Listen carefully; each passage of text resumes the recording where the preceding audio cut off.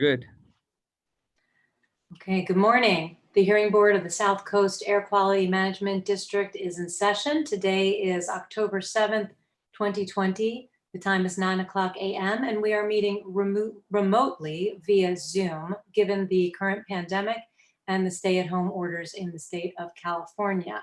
We have one matter on the calendar for today, that is OC Waste and Recycling, case number 5710-4 for an interim variance. And who is representing OC Waste and Recycling this morning?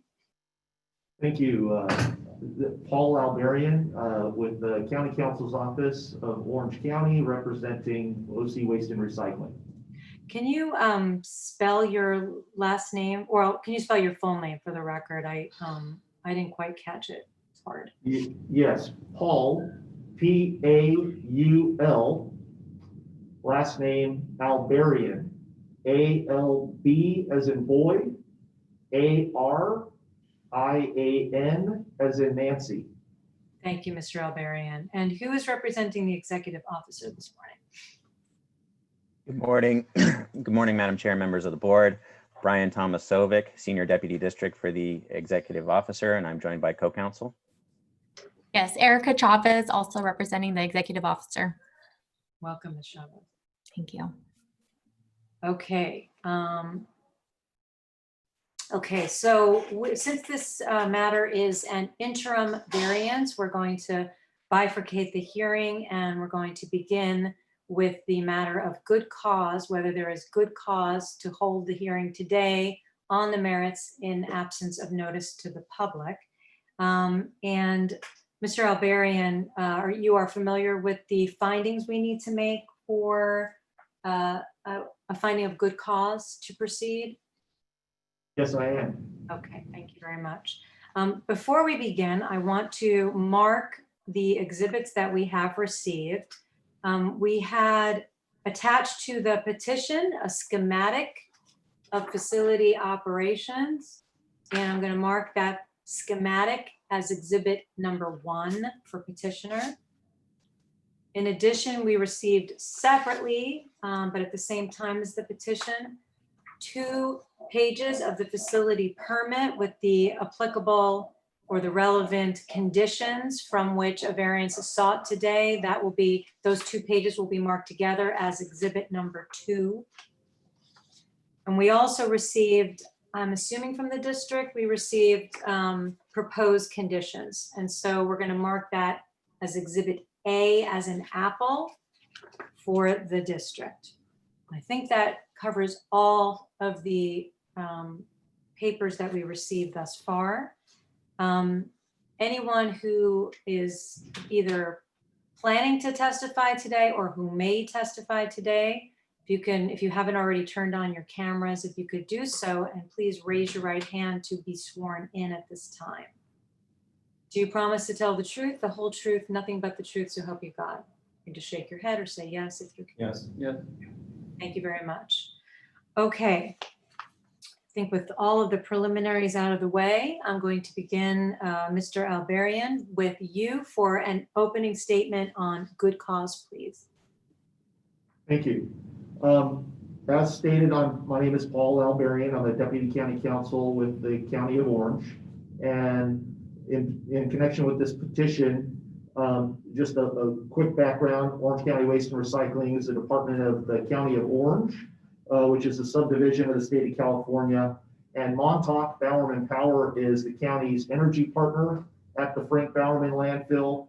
And they are responsible for operating and maintaining the flares at issue, as well as operating a landfill gas to energy facility that provides clean energy to entities such as the city of Anaheim. The flare facility and the energy facility are integral components to the county's responsibility to manage and control landfill gas.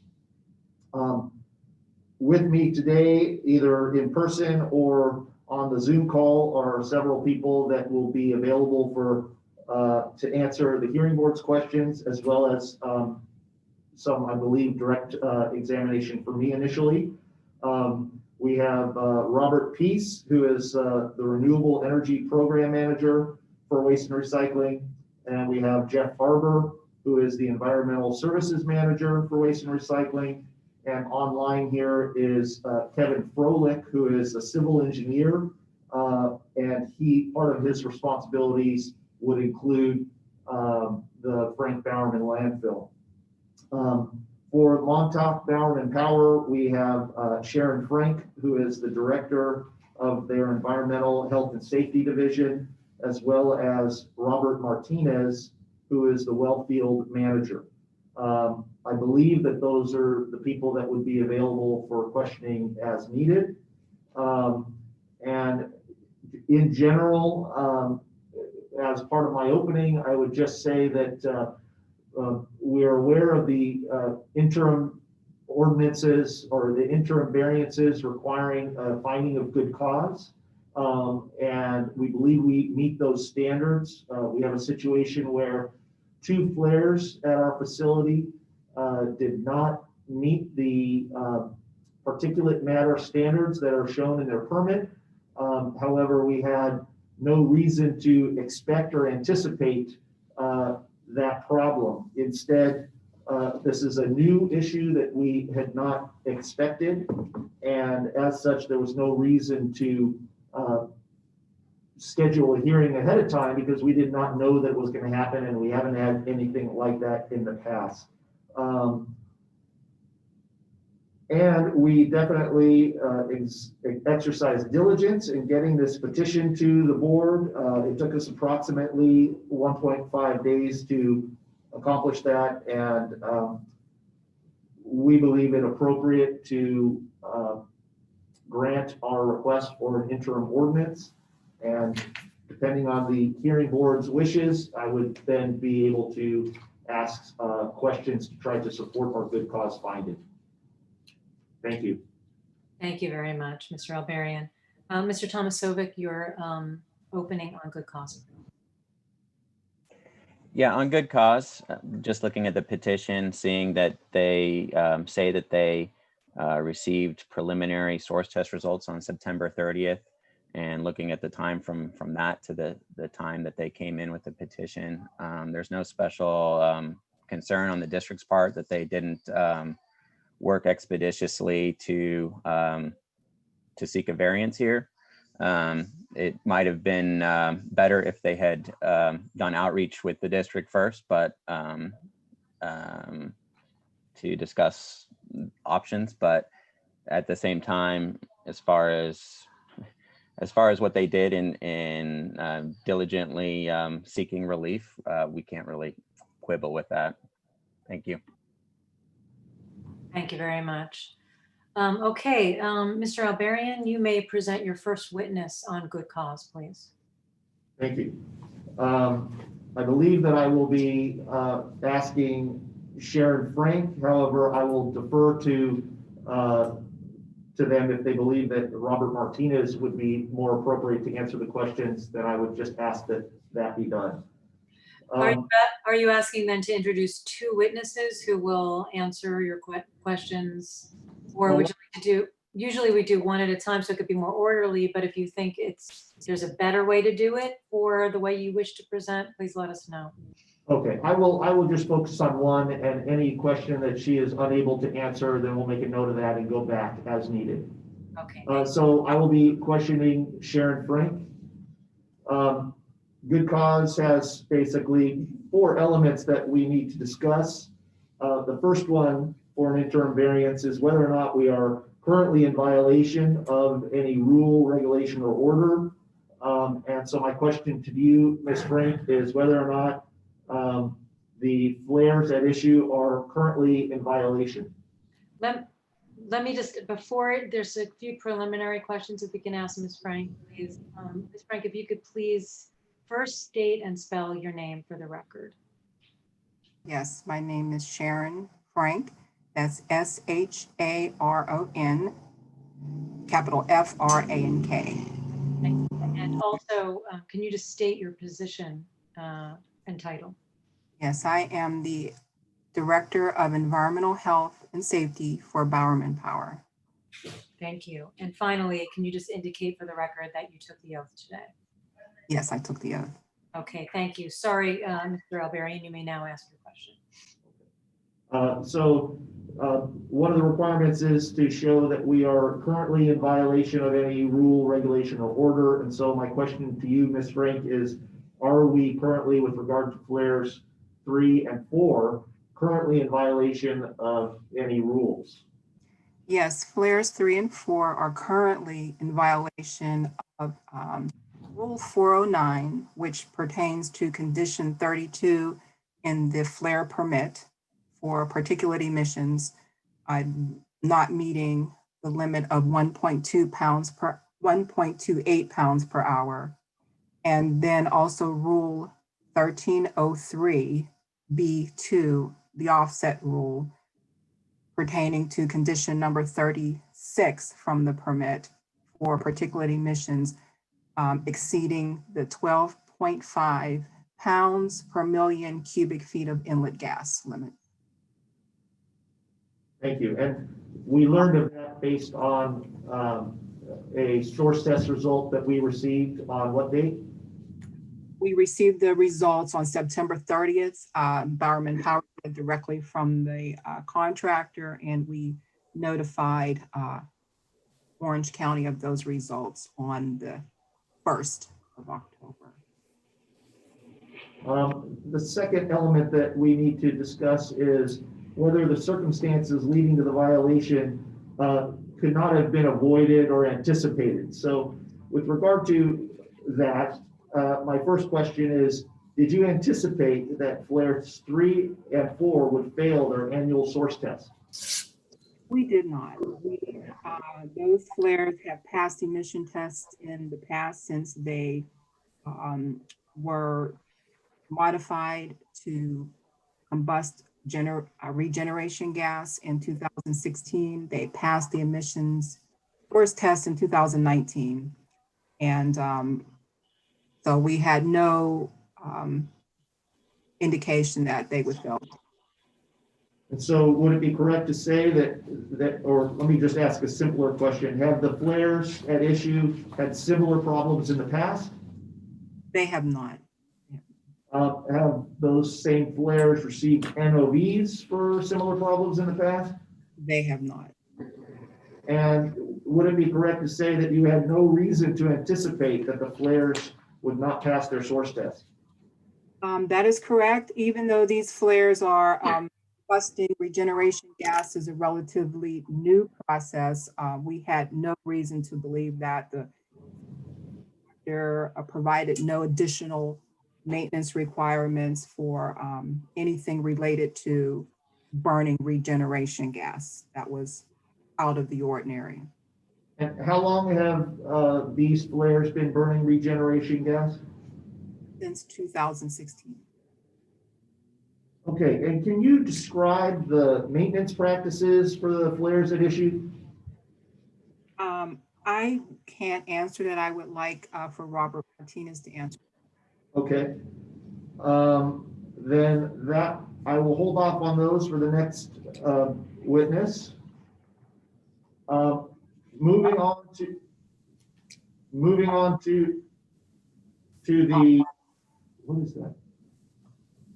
I'm sorry, can everyone who is on the call, if you are not, if you're in the hearing, if you are not currently speaking, if you could please mute your microphone, because there are some background noise that's being picked up somewhere. So if you can please mute your microphone if you are not speaking. Thank you.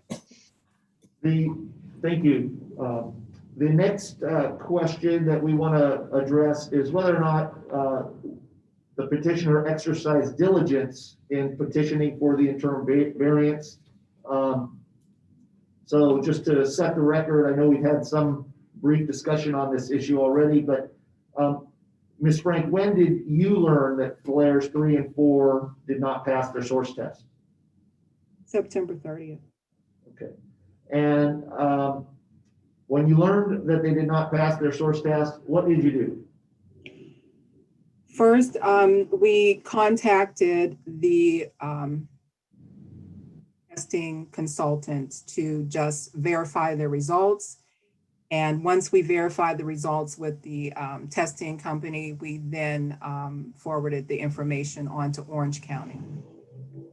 And do you know the date that the petition for variance was filed with the South Coast AQMD? Yes, it was filed October 1st.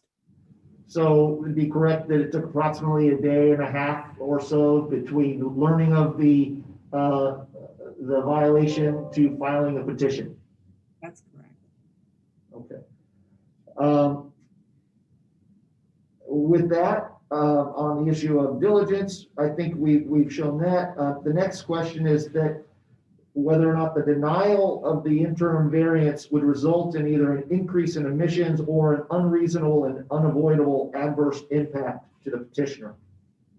So in this regard, my question for you is, first, are you able to turn off or curtail use of flares 3 and 4 while you work to bring them back into compliance? No, it is not curtail the use of the flares 3 and 4. First of all, they are required by the permit that Bowerman Power holds for continued operation of the landfill gas to energy pre-treatment process that feeds the plant. So they're needed for that. And secondly, in the event that that landfill gas to energy facility is shut down for any reason, flares 3 and 4 are needed by federal NSPS rules, 40 CFR 60, W, and AQMD 1150.1 for control of the landfill gas that is generated in the landfill. Thank you. So one way or another, either through the use of the flares to clean the gas for producing energy or for burning the raw landfill gas, there is not an option to just shut these things down. Is it correct to say that there's a requirement that they operate one way or the other? That's correct. Okay. And so understanding that there is not the option to turn them off, a denial of this variance, do you see any benefit to a denial of the variance? No, I do not.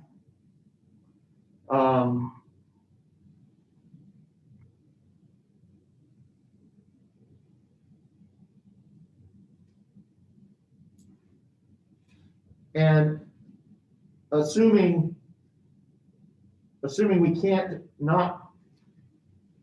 cannot turn off those flares and they must be maintained in use, do you believe it's reasonable to subject the county to excess emission fees or other potential penalties for running those when you have a legal obligation to do so? No. Then I would just like to, I think that is all I have for Ms. Frank, so I can take a step back, and I'm not sure if the hearing board has some questions for her before I move on to the next witness. Yes, we'll do it that way. Thank you very much. So first I'm going to turn to Mr. Tomasovic and see if he has any questions. One clarifying question, Ms. Frank, did you help with preparation of the petition that was filed? Yeah. Okay, my question goes to, you've obviously listed the permit conditions from which you're seeking a variance.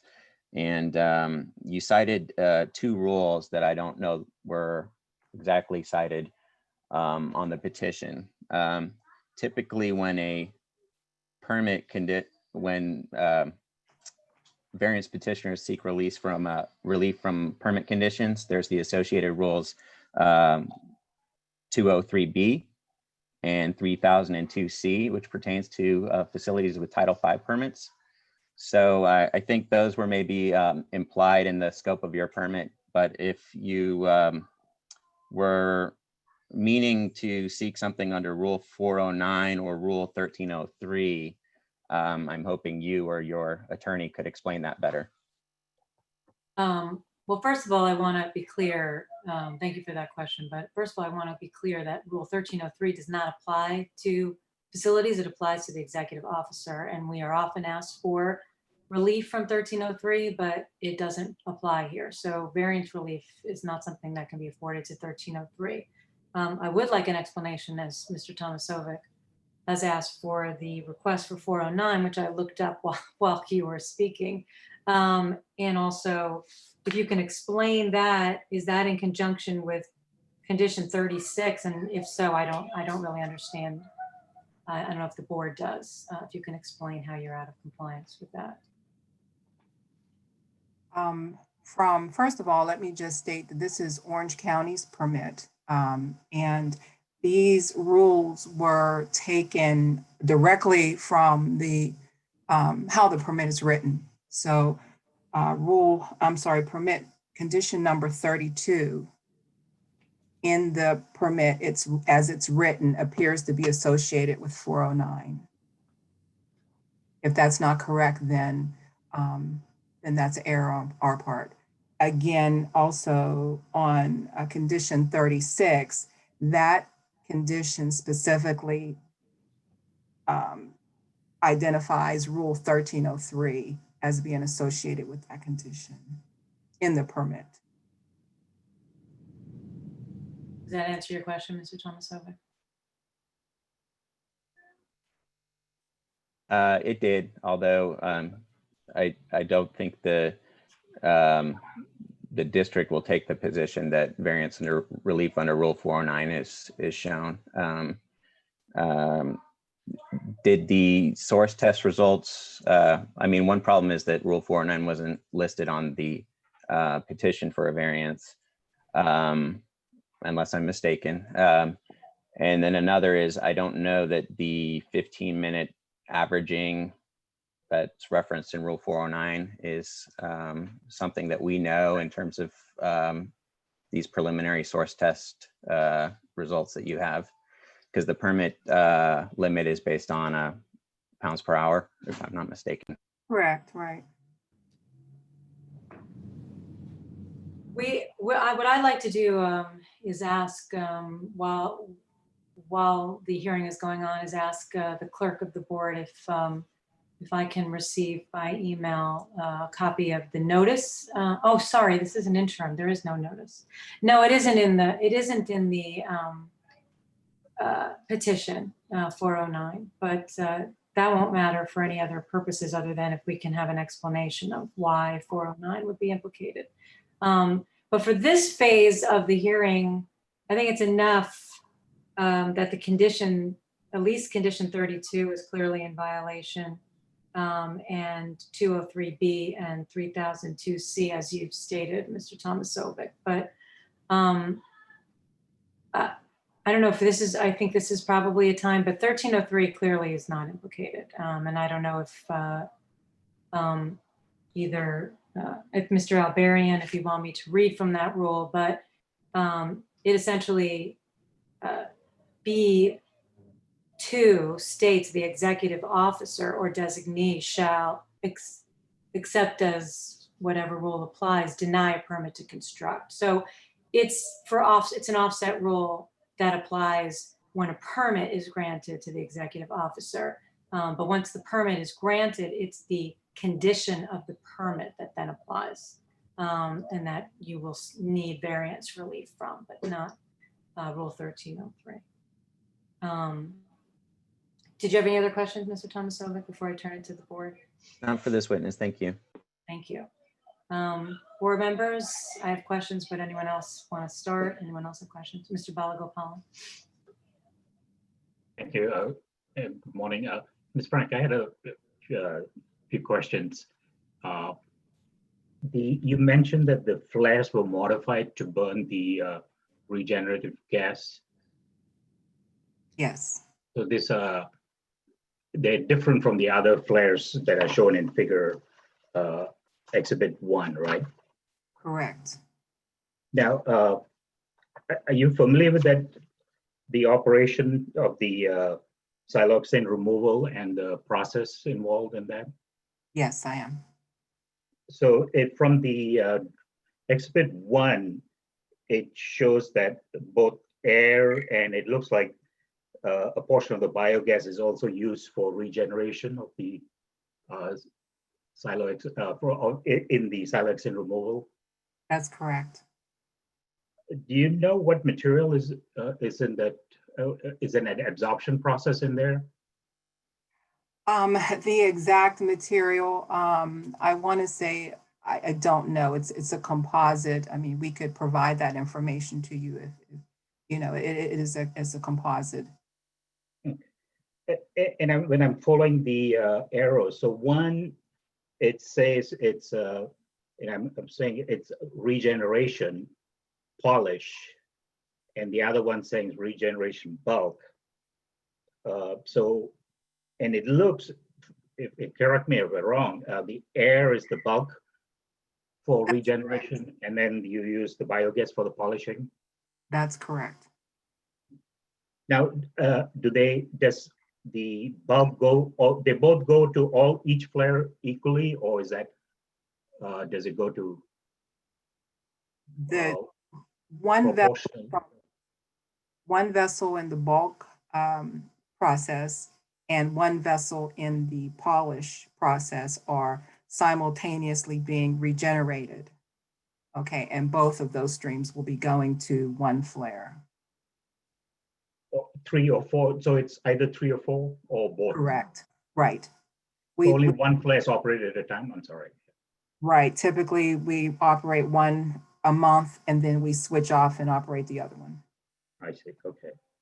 Now, so you have not had problems with the buildup of silica on the flares? Because that's what you're removing from the silohexane, correct? Correct, that's what we're proposing to remove, yes. So what kind of maintenance, and I think maybe you said the other gentleman was going to, has that been occurring? Because there is buildup. The reason you're doing this is because you want to prevent the buildup of silica, basically dust on those engines which you're using for power generation, right? Actually, the reason we have a pretreatment process is because the siloxanes will poison the catalyst, so yes.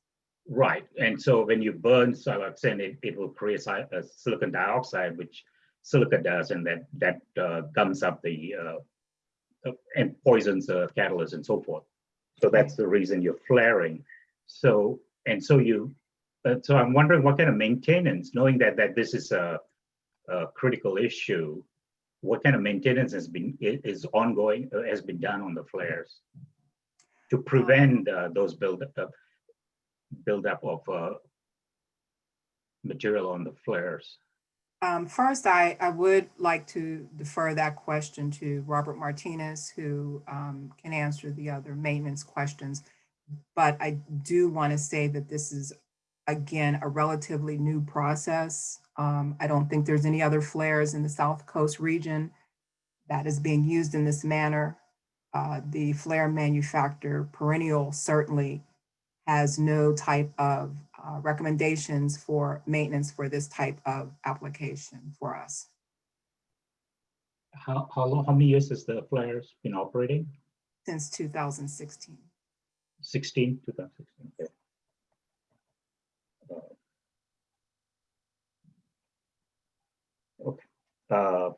Okay, maybe I'll ask the other gentleman on the type of maintenance that has been carried on over the years since it's put into commission.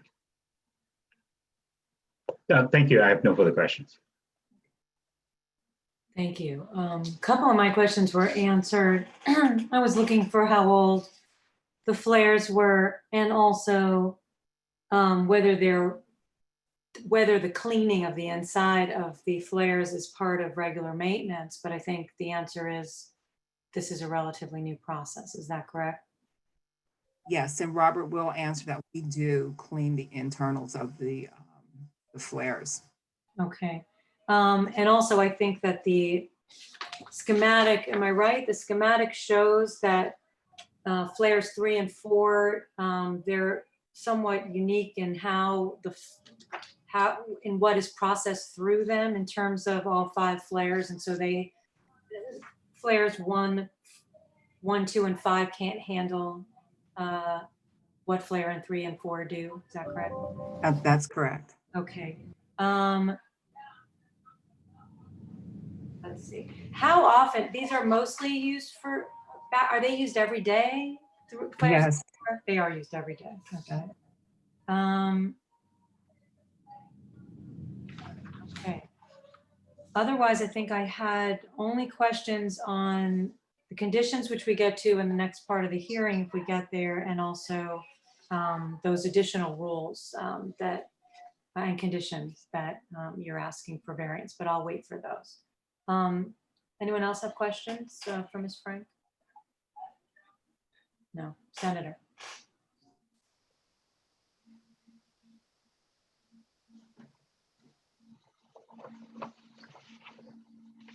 My question is related, by the way, why this landfill operation is a subdivision of the state of California?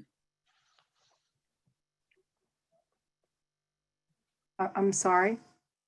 Why this landfill operation is considered to be a subdivision of the state of California Department?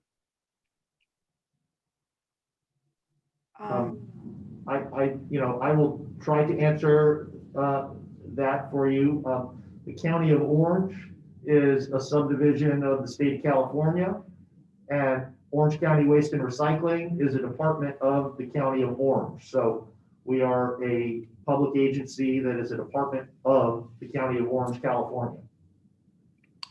On what basis is that partnership is established? It is not a partnership. We are a Subdivision. Well, that's how county government is established. There are, I believe, 58 counties in the state of California, and Orange is one of them. So on that basis, it's a subdivision of the state of California. Yes, sir. Isn't a requirement by new legislation that these landfills produce for regenerated energy a certain amount on certain days and times? That's what they are pointing to. Is that not correct? And if Ms. Frank, if you can answer that, I prefer to have a witness answer. Okay, yes, sir.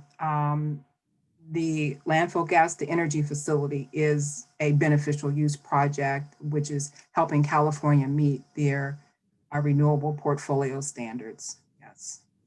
And there's a date certain that they should meet that's required. You agree to that? Okay, Yes, fine. sir. Let's take a look at the so-called protocol. An effort has been made to ensure the reliability and availability of the flaring system through a protocol regular inspection. What is that? The regular inspection, I believe that The Robert protocol. will address. Yes, sir. He will address. He maintains the flares regularly, but it is quite extensive. What is the protocol? What's the method to accomplish that goal? Ms. Frank is saying that the next witness will give you the full protocol. She didn't say that to me. Let her answer it. Yes, she I'm does. sorry, sir. Yes, the next witness, Robert Martinez, will provide the answers on the maintenance protocol.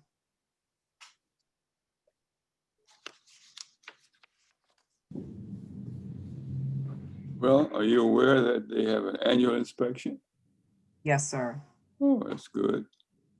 And that the last one you had was September the 1st, 2020. That's correct.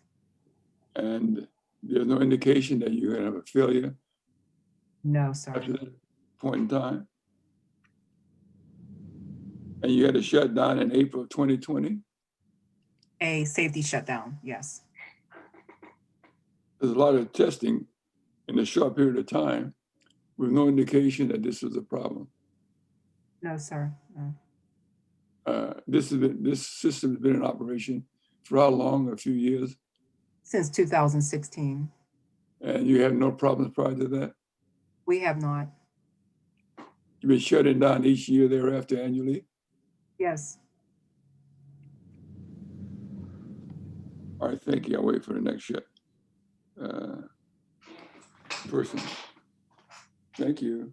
Thanks. Mhm. Are there any other questions for Ms. Frank? Okay, thank you very much, Ms. Frank. Mr. Albarian, you may present your next witness, please. Thank you. For the issues that were left hanging on the good cause regarding maintenance, we are asking Robert Martinez to participate, and he is the well field manager at the site. Robert, are you available? Yes, good morning, everybody. Okay. Mr. Martinez, can you please turn on your video if possible? You know what, I don't have that, I'm sorry. I don't have a camera on my screen. Okay. Mr. Martinez, are you just operating off a phone or a laptop with no camera or a desktop? Yeah, it's the desktop. Okay, so that's what's going on, Madam Chair, just a desktop with no camera. Okay, of course, we prefer to be with this, but we'll take this testimony. Thank you.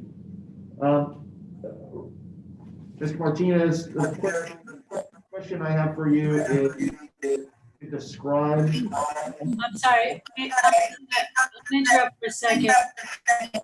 Mr. Martinez, while the questions are asked, can you please mute your microphone, only because we're hearing feedback. Okay, try this again. I didn't get his title. Yeah, thank you. Can you state your title? Do you need his name? I got that already. Okay. Can you indicate your title and whether you did take the oath today?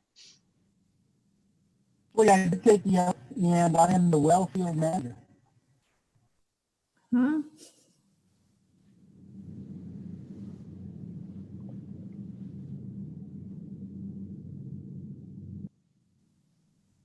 His title is well field manager. And Mr. Martinez, did you take the oath when I administered it today? Yes, Madam Chair, I did. Thank you. You may proceed. So Mr. Martinez, can you please describe the maintenance practices for the flares at issue, and if there's a way to organize it, whether it be quarterly, daily, whatever it might be, please describe how those flares are maintained. Yeah, sure. When it comes to the annual testing, which is before we do our source test, there's a few things that we do. We literally get inside the flares, clean all the burner tips. We have wire brushes, we have air that we use for the burner tips. On top of that, you have burner ceramics, which those are also scrubbed and blown out as well. And all the debris falls to the bottom, so all of that down at the bottom is vacuumed. On top of that, we pull the flame arresters. We pull those out, we do a high pressure wash on those. That's basically what we do to get the flares ready. We also do thermocouples, whether they need them or not, every year on all the flares, just to make sure that the temperature is reading properly. And, we do have our quarterly things that we do as well. We clean fire eyes, sight glasses, we clean the igniters, which is like a big spark plug. That's quarterly, but that has really nothing to do with, passing the particulate test on that. I think most of that is really getting inside and cleaning the burner tips, the ceramics, and the flame arresters, which we do religiously, and I've done them here for the last 19, 20 years, each and every year.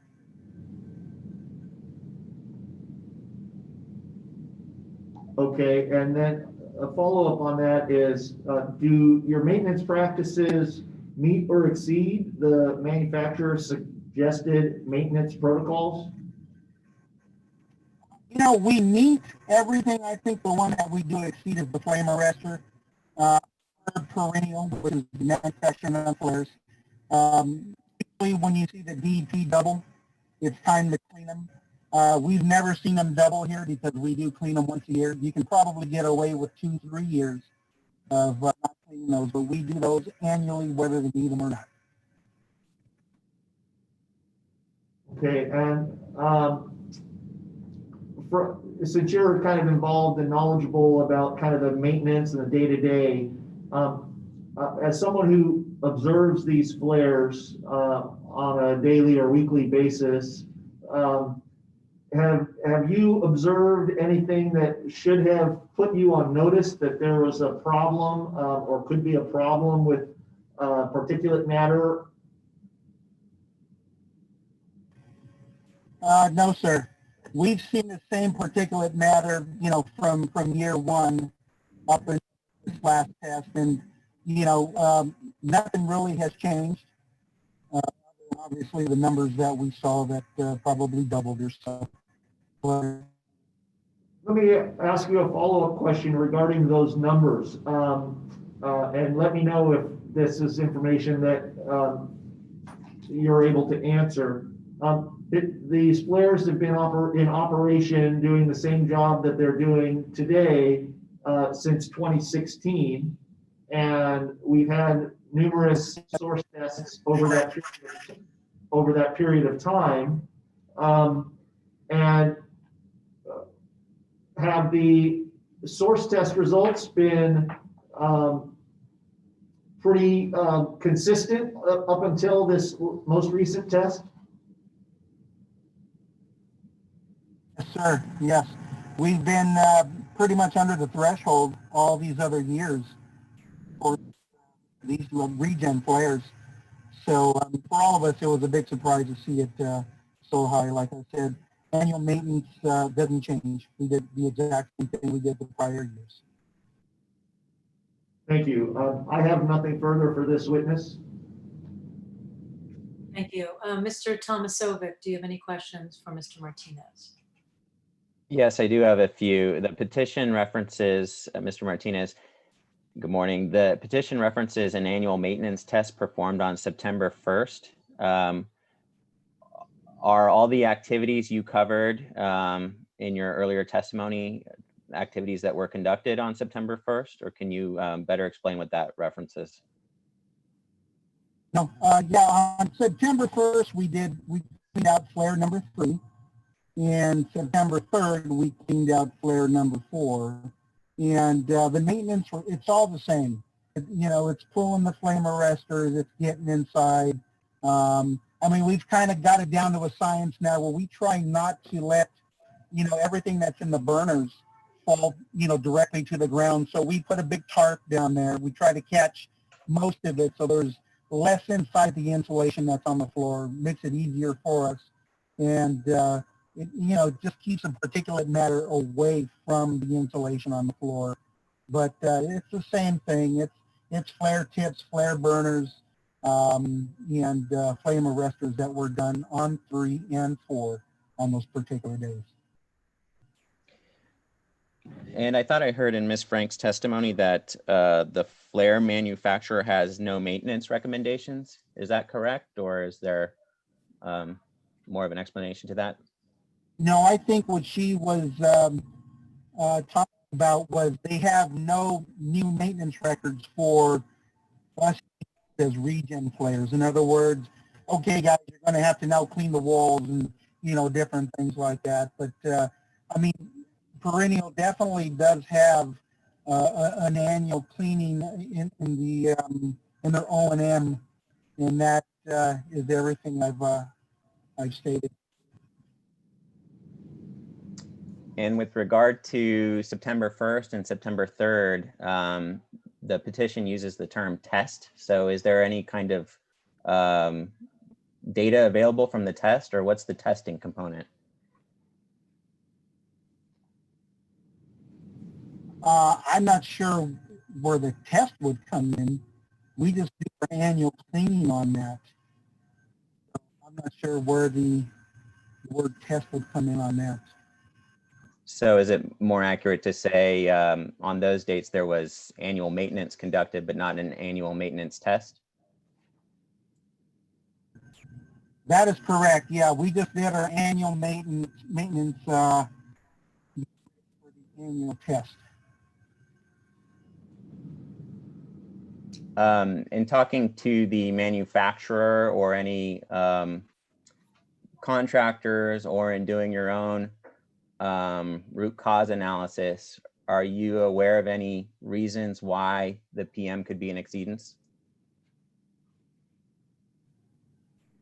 No, other than a siloxane that goes through it, that's about the only thing that comes back to us. I did talk to Perennial, the manufacturer, and they've never heard of anything because I guess they've never seen this happen before.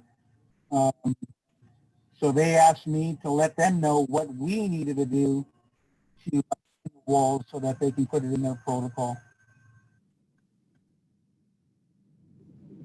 Can you explain how air is brought into the flare? And if there's any possibility for dust entrainment in the flare air intake?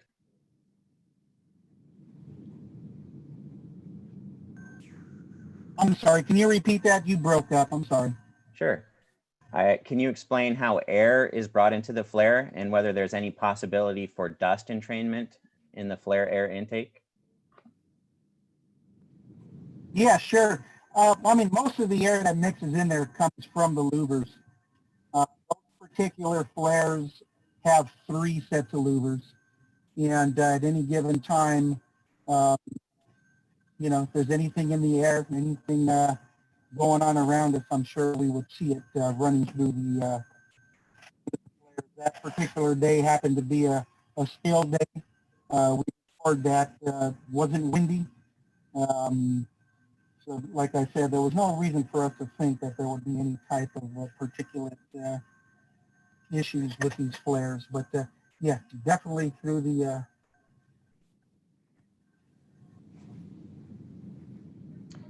Thanks, Mr. Martinez. So I don't have any more questions about maintenance right now, but I may well, if you recall as a witness again. Thank you. Okay, thank you. I'm going to turn it to the board, and I want the board to keep in mind that we are still in the good cause phase. And so as far as maintenance is concerned, we're mostly looking at could not reasonably avoid, but not where they're going from here. Does anyone have questions regarding maintenance? I see Ms. Verdugo Peralta and then Mr. Balagopalan.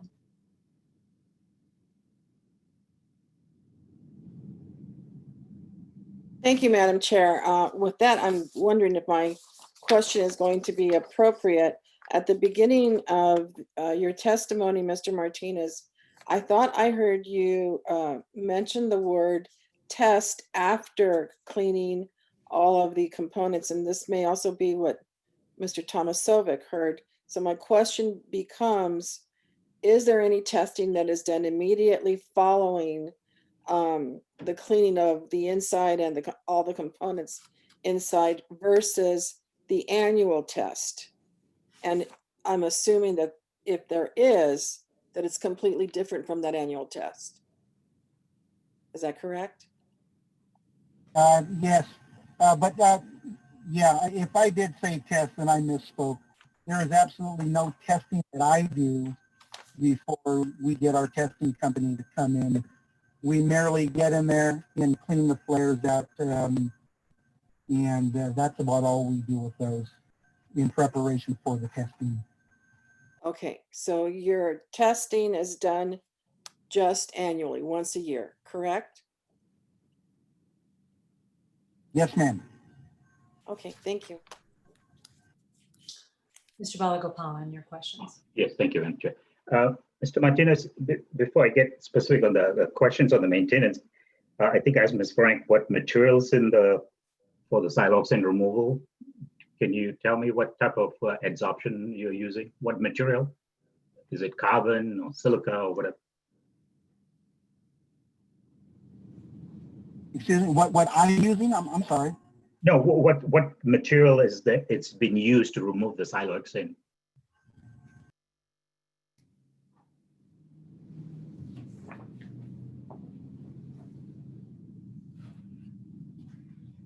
I'm sorry, I'm talking and I'm muted. You're asking what we use to clean the inside? Is that what you're asking? No. The siloxane removal, it's an absorption process. Am I correct? For removing the siloxane as it from the biogas. Sharon, you probably have to answer that. I'm going to let Ms. Frank answer that, even if it's out of turn. Thank you, Madam Chair. I did pull up our SDS for that media. So our bulk siloxane media, it primarily is activated alumina. Okay. Okay. That's aluminum oxide hydrate. And the polishing media is, again, it is about 65%. It says silicon oxide. So, and then it has 35% aluminum oxide. And when you bring the when you use, is it heated for the regeneration, either the air or the bed? This media is a solid, so it's contained in the bed. The siloxanes are captured on the media, but it remains in the bed until it's spent. So the siloxanes are what comes off of the media and are combusted in the flare. Right. So when you are regenerating and you're blowing air in, is the air heated? Is my question, or is the Got it. Yes, because the beds are at a higher temperature. Yes. high temperatures? Okay. Yes. All right. Then I'll Mr. Martinez, if I can follow up with you. The perennial energy that supplied the flares, they gave a set of maintenance instructions that should be carried out for these flares. Yes, sir. And the some of the things that you mentioned, using wire brushes and cleaning the ceramic and blowing air and so forth, is that the similar maintenance you do on the other flares, or are you doing something different for these two flares because they have some unique end use? No, we treat all 5 flares identically. They all get cleaned the exact same way. I mean, there's absolutely nothing left on the burner tips or the burner ceramics once we're done. Everything is extremely clean from top to bottom, and I mean from burners down to the floor. Now, they did not mention buildup of silica in the internals of the flares, for potential buildup of silica. No, sir. Okay. Did they ask, because they also, you mentioned they also were kind of surprised with the high numbers, and did they ask you to, when you collect the dust, has that been analyzed to see what kind of material it is? I believe the plant has those numbers. I'm not sure. That would be Brian. Brian's in charge of the plant. So I believe whatever's coming from the plant into the flares, they have analysis for.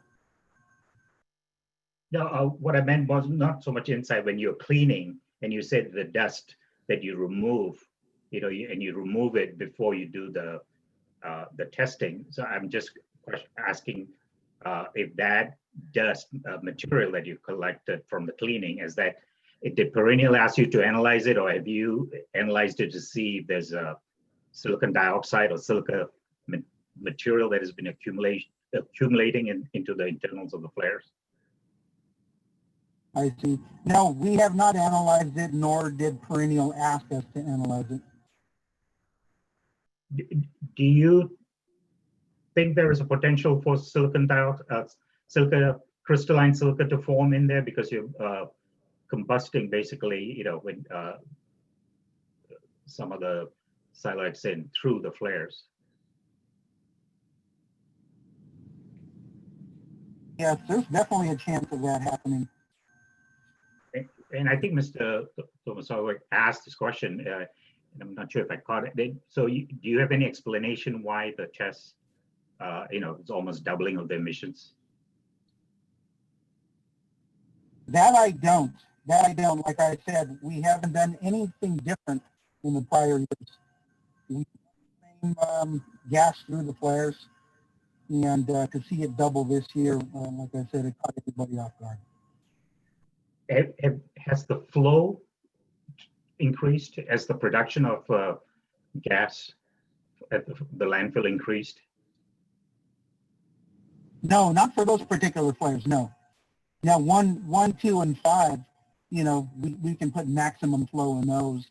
But flares 3 and 4, because they're just regen, I think the most you'll see is just a bit over 500. And that's about all that goes through those. It's consistent. Okay. All right. All right. Thank you, Mr. Martinez. Board members, any other questions regarding good cause for Mr. Martinez on the maintenance of the flares? Senator.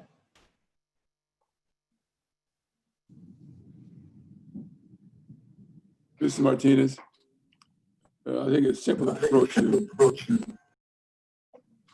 asking some of the questions that we are concerned about. We just simply state the reliability and availability of the system, and that would be the protocol for doing that. If you just state the protocol for maintaining reliability and availability of the system, that would satisfy my concern. You can do it very briefly. That is a protocol, I believe, for doing that.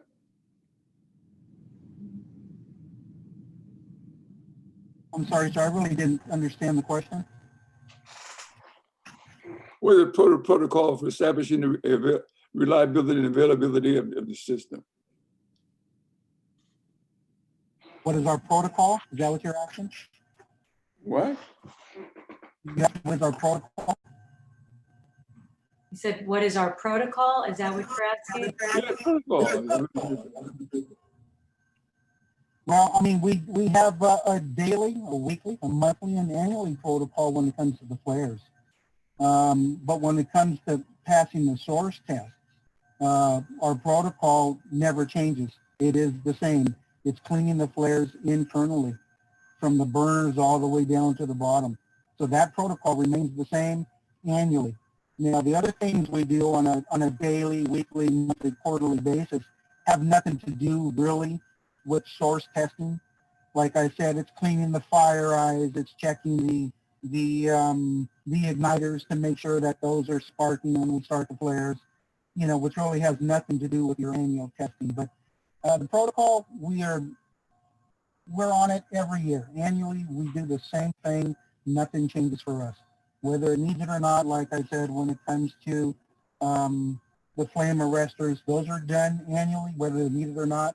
Whether the DP has doubled or not, we take care of that. But protocol doesn't change. We do it every year religiously. You have to make a determination that the system will be available. They talk about maintenance, reliability and availability.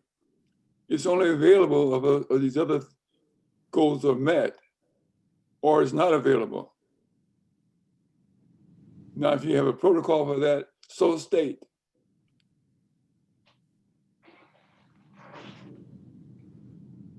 If you can't answer, forget it. Yeah, I really don't know.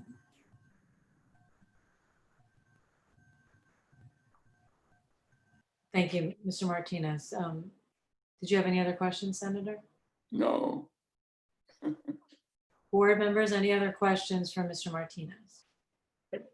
Mr. Balagopalan. And remember, we're still on good cause. Let's stay to good. Yeah, and maybe stop me if I'm if it's not appropriate. I'm just wondering, because you're going to do a retest, Mr. Martinez, what is it you're going to do to ensure? That's what we're going to wait for. Right now we're just looking to the point where they've filed to make sure good cause. I'll ask that later. Okay. Okay. Any other questions leading up to good cause, and then we can make sure that we've heard from all witnesses and deliberate on that, and then move forward. Okay. Thank you very much, Mr. Martinez. Stand by. I am 100% sure if we get to the next portion of the hearing that we will hear from you again. Mr. Alberian, did you have any other witnesses you wish to present on good cause? Madam Chair, I would have a question. There were some comments regarding the statement of rule or the misstatements of rules. Is this the appropriate time to try to clarify that? I'd ask for your guidance. I think we can wait. I definitely would like to have that done, but we can wait till the next phase because all we need to find is that there is a violation, and that clearly we can make. We don't have to go into each of the rules yet. Okay, thank you. And those, did you have any other witnesses you wish to present on good cause? I do not. Okay. Mr. Tomasovic, did you wish to present any witnesses with regard to good cause? We do not. Okay, thank you. Mr. Alberian, do you wish to give a closing on good cause before we deliberate? No, I believe that we've shown good cause and a diligence to file promptly and had no reason to anticipate this happening. I believe that we've met that standard. Thank you. Mr. Tomasovic, do you wish to give either a position or that's any different or a closing? I waive a closing, but we would not oppose a finding of good cause. Thank you. Okay, board members. I'll start the discussion today and everyone can jump in as they wish. But I do believe good cause can be found in this matter to justify us holding a hearing on the merits in absence of notice to the public. First of all, again, I think there's questions as to whether all of the rules that were mentioned today are actually in violation and whether there is an actual violation and whether variance relief can be granted. But for sure, we've heard enough evidence today to find that there is a violation of at least Rule 203B and 3002C with regard to the requirement that a petitioner or a facility comply with all conditions of their permit, and in particular permit condition number 32 with regards to the pounds per hour of particulates. We know that source test preliminary results show that they are not in compliance with that, and so there is a violation. And second finding we need to make regarding the circumstances leading to the violation could not reasonably have been avoided or anticipated in enough time for a noticed hearing.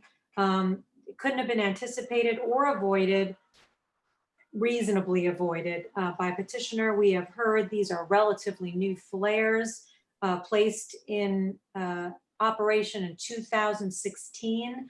They have been source tested yearly. They have passed every year. We have also heard from Mr. Martinez that they meticulously clean every year, get inside the flare. This was done last September 1st for flare 3 and September 3rd for flare 4, which was right before the testing. They got inside the flare, they cleaned the burner tips, they cleaned burner ceramics, they cleaned the debris, they did a high pressure wash, thermocouples were cleaned, et cetera, et cetera. And so they did everything they could, and I don't believe they could reasonably have avoided it. This is the same maintenance they do every year. We heard from Ms. Frank that this is relatively new process using these flares as regen flares as part of this this whole process, the gas to power process. And so there's no additional maintenance that is required or known of that could possibly have avoided this. So I do believe we can make that finding quite easily. Diligence in filing is, I think, beyond reproach. They received preliminary results on the 30th of September, filed the very next day. So I don't think that they dawdled at all and there's no question that they were diligent in filing.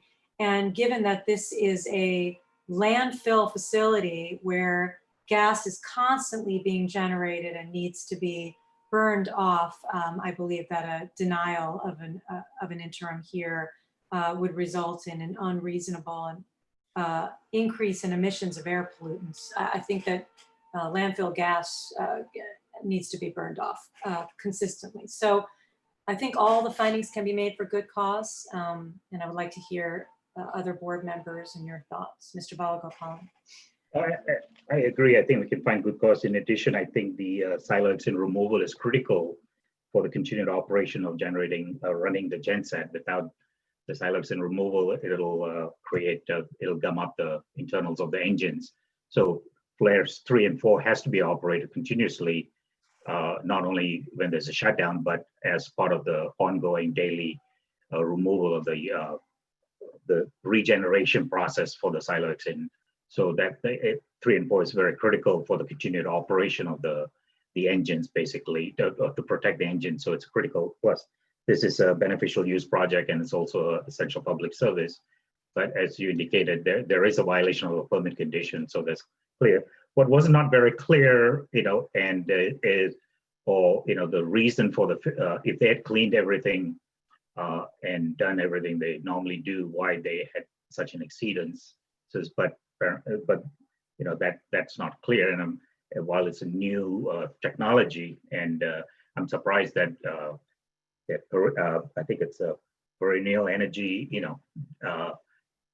did not give more maintenance directions and so forth. But for the but I guess it's again, it's a new technology, as Ms. Frank said, so that everybody's learning from it. Hopefully, they can do the correction before the subsequent retest in sometime in November.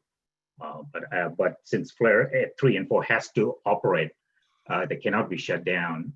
Otherwise, the whole landfill process has to be. They have to shut down all the engines then to protect those engines, which means they have to flare. So there's no benefit to the public in doing that. So I think for the I see the questions you have open will hopefully be answered as to the greatest extent possible in the next phase of the hearing. Yes. So I do see there's a good cause to move forward to the next phase. Thank you. Board members, additional comments and thoughts on good cause? Senator. Back to protocol. In the petition, it says that they're trying to ensure the reliability and availability of the flaring system through a protocol of regular inspection. And I ask about the protocol to achieve that goal. Availability is a key word. Availability suggests that everything could be done, has been done, to guarantee that the system is available for operation. And that's it's in your petition. I thought they clearly understood that, but there's a problem, I guess. Anyway, they've done the best they could. My question to you is, what more? I'm not sure how. It's my thought that Mr. Martinez did answer that question very fully. The protocol, he said, was a top to bottom protocol from burner tips to the floor of the flares once they get inside, and he detailed that. I'm not sure what else you were looking for, but if there's something on top of that, then in the next phase of the hearing, if you could be more specific, I think that may be another. Wait a minute. I thought you could define availability. What does availability mean as it's purported in this petition? That's all. And where do you, just so that they're aware, so that maybe they can have the proper person testify with regard to that, where are you looking at the word availability when you ask that question? On page 2, 1, 2, 3, 4th paragraph, and the middle of that paragraph. The one that starts curtailing of flares 1 and 3 is not an option? I mean, 3 and 4 is not an option? No, it's the last half of that paragraph. 1, 2, 3. Maybe this is 5, I guess. The very last paragraph in the first, in number 4, good cause. Last of Oh, I see. 5, before you get to 5. Okay, the landfill gas to energy plant is operated by Bowerman Power, is also responsible for oversight of the flaring system's operations, inspections, and Oh, maintenance. no, you're in the wrong section. No, okay. On paragraph 4, the very last paragraph, on item 4, the very last paragraph, Mhm. before you get to 5, in the middle of that last paragraph, should ensure the reliability and availability of the flaring system through a protocol of regular inspection and maintenance. And I just wanted to know, I asked him about availability. Availability is very broad, but it includes almost everything that needs to be done. In order to have the system be in operation, it must therefore be available for operation. And what causes that? They put this in the petition. That's why I raised the question. Okay. All right, we can ask when we go to the next phase, we can ask if there's something additional that was meant by that, now that you've pointed that out. We did hear the last part of that is through a protocol of regular inspection and maintenance. We did hear quite thoroughly about that protocol for inspection and maintenance, but if there's something more about availability, perhaps there's another witness who might be able to answer that, and we'll make sure that gets answered to the best extent possible. Did you have anything else to add on good cause, Senator? Thank you. No. Anyone else wish to add on good cause? Okay, I'm going to make a motion in the matter of OC Waste and Recycling, case number 5710-4.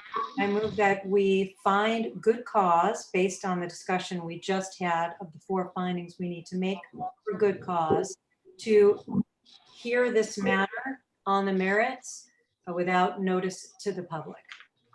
Is there a second? I'll second. I'm sorry, I'll take Dr. Bernstein. I heard a number. Who's second? I don't know who's seconded, but I know Dr. Bernstein said so, so I'll take him as a second. And is there any discussion on that motion before I take a vote? Okay, Mr. Balagopalan, how do you vote? Yes. Ms. Verdugo Peralta, how do you vote? Aye. Senator, how do you vote? Aye. Dr. Bernstein, how do you vote? I vote yes, motion passes 5-0. And so we're going to take our 15-minute break. This is perfectly aligning with the time we would normally take a break. So we'll take a break until 10:30, and we will come back with we'll incorporate, I'll ask when we come back on if there's any objection to incorporating all the evidence we heard this morning, and we'll come back with additional evidence in order to make the 6 findings for the interim variance that is requested. So for those of you who have not been on, sorry, Senator? I want to request one of those AQMD face masks. That is great. When we come back, well, when we leave, please, for those of you who have not been on our remote hearings before, please do not leave the meeting. Just make sure you do mute your microphones because you don't want anyone to hear what's going on when you are off camera. And if you'd like to close your cameras, you can do that too. But please don't leave the meeting. Okay, we are off the record until 10:30.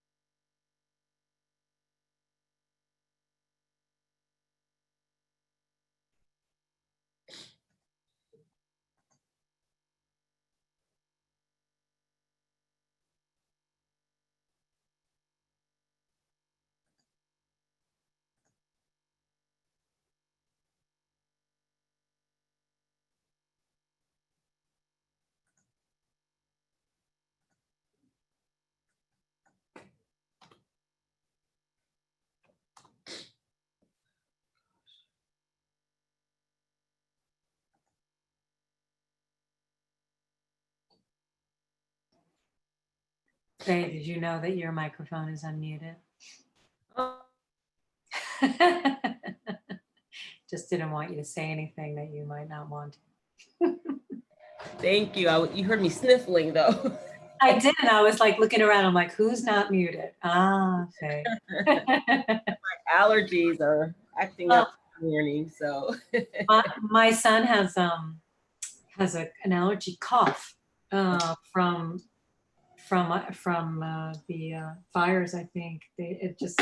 Yeah, ever since the fires and all the smoke, my allergies has been really bad. So, it's so hard in the COVID world because then everybody starts looking at you nervous, like, oh my gosh, does she have COVID?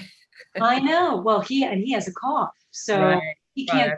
can't go anywhere, and we play pickleball and which is like a form of tennis, and he won't play like doubles against anybody because he feels that he'll cough and they'll wonder if he's spreading COVID everywhere. Right, right. And I don't know if he's going to be able to go. He has a dentist appointment and he has braces, so he has an orthodontist appointment next week. And I don't know. They ask, have you had a cough? I mean, I can't lie, but I know it's an allergy. He's seen the doctor, regular doctor. It's an allergy cough. Right. Yeah, it's so hard. I mean, I know. they even ask you, oh, have you had a headache? Well, yeah, I've had a headache, but I don't. Not COVID, really. I mean, it's so hard. Because I had a doctor's appointment, and that's one of the things they ask, have you had a headache? And I said, well, yeah, I had a headache, one day. It's so funny. I could have leprosy and they'd let me in, but if I'm coughing from allergies, no. No. Okay. Oh well. I'm gonna mute and look up some of these rules they've got. All right. Thanks. Bye. You have a doctor right here asking what could be done for a cough. You're right. I did we had a remote conference with my son's doctor because he has a cough and so he can't go into the office and be seen. But it's been determined to be an allergy cough. He has really bad allergies. I got a cough too, as you hear me sometime coughing here. Just use some. I don't know if I heard you coughing, but cough, is it also related to the air quality and allergies? Oh, I got a call from the AQMD. All right, I'm gonna mute.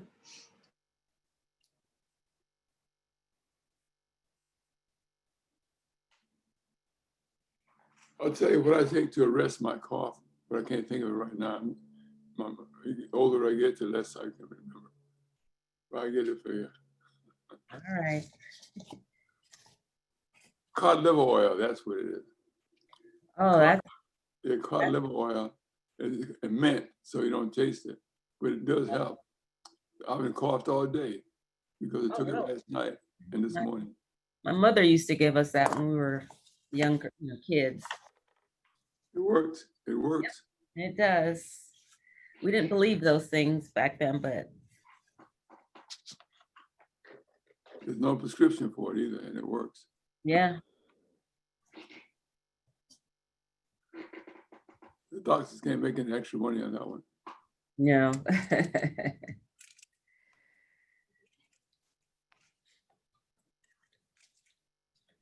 What time do we come back? 10:30. Okay, I can sign off. Until 10. Okay.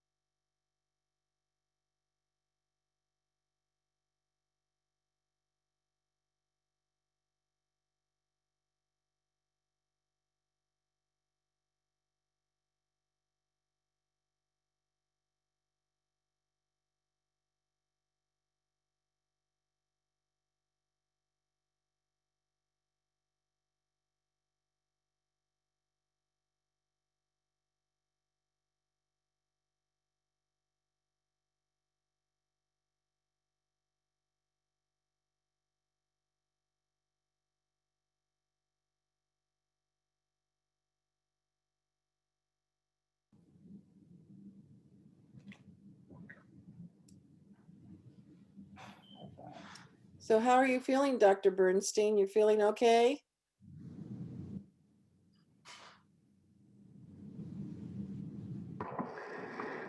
Hey, Sin. Yes, slow but sure progress. Just tired. Kind of built my blood back up and hemoglobin and whatnot. Mhm. Some of the medication I'm taking, is also makes you tired. But thank God I'm able to work and get back to in the swing of things and just pushing myself. Don't push too hard. Yeah. Thanks for You asking. I have appreciate it. you have too many things Yeah, on but your plate. Sin, you know, we don't know what that means. Don't be too hard. We don't know what that means. None of us do. We're all I've tight. been told, And that's the I've way been told that. we accept it at this point. And, you know, you do what you need to do and you take care of business and Yeah, just appreciate every day and realize how so important. true. Hey, Doc, what was your problem?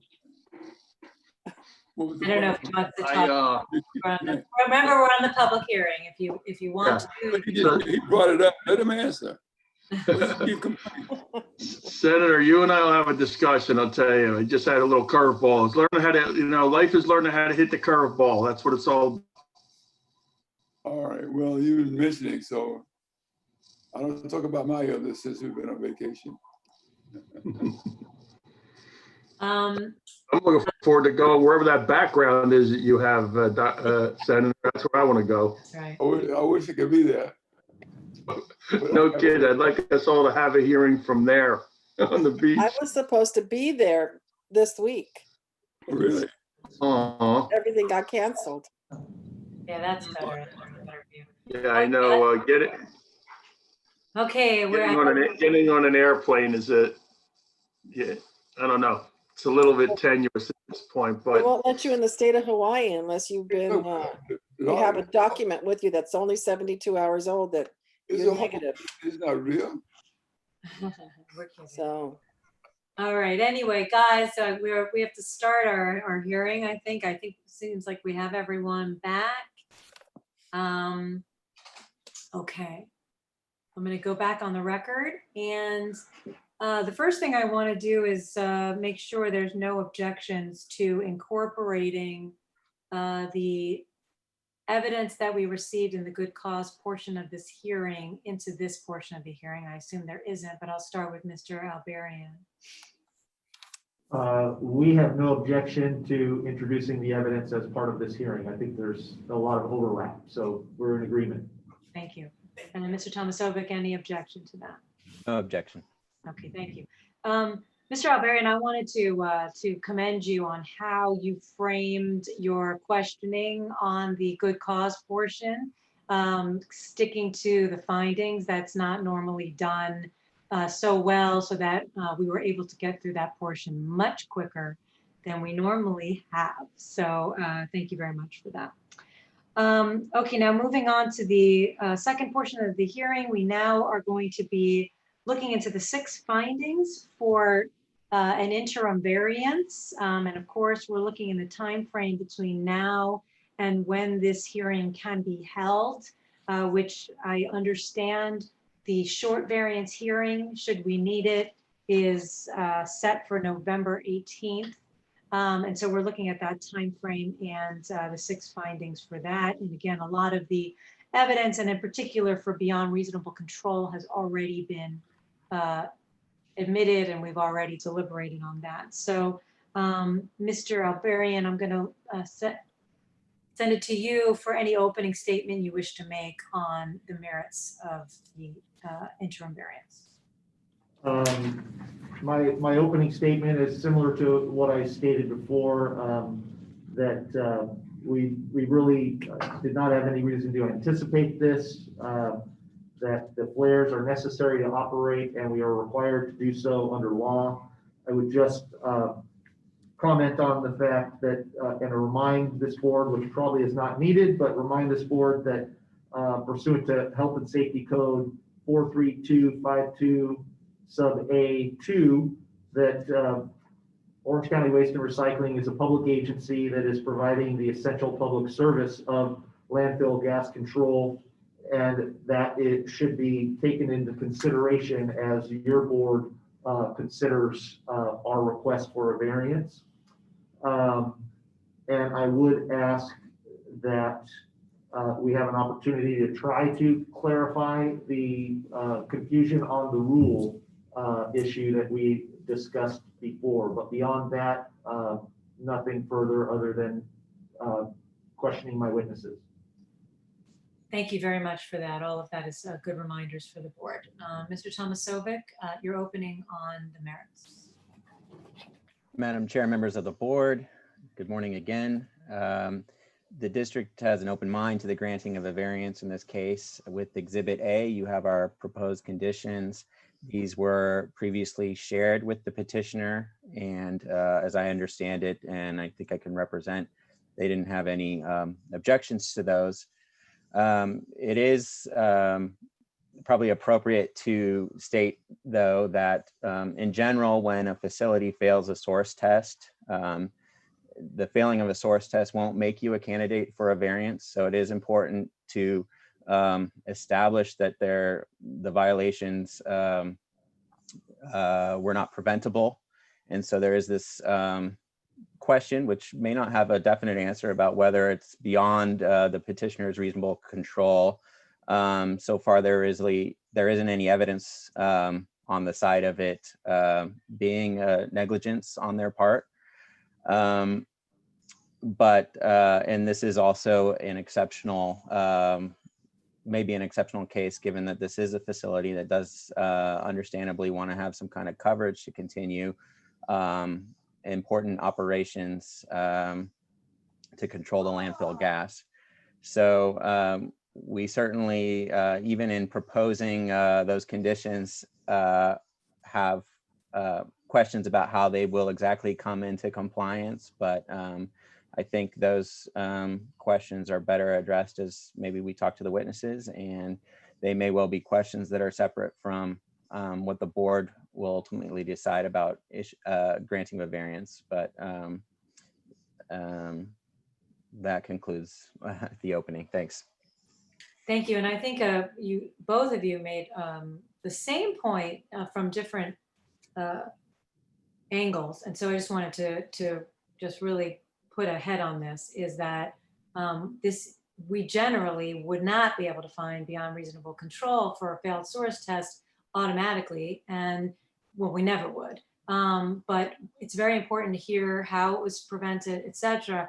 But in this specific case, as Mr. Alberian did point out, the Health and Safety Code does tell us that when we're looking at beyond reasonable control, and also whether there's an arbitrary or unreasonable taking of property, that we need to, where it's a public agency, as in this case, the hearing board shall consider whether or not requiring immediate compliance would impose an unreasonable burden upon an essential public service, which is a landfill gas control or processing facility is included in that.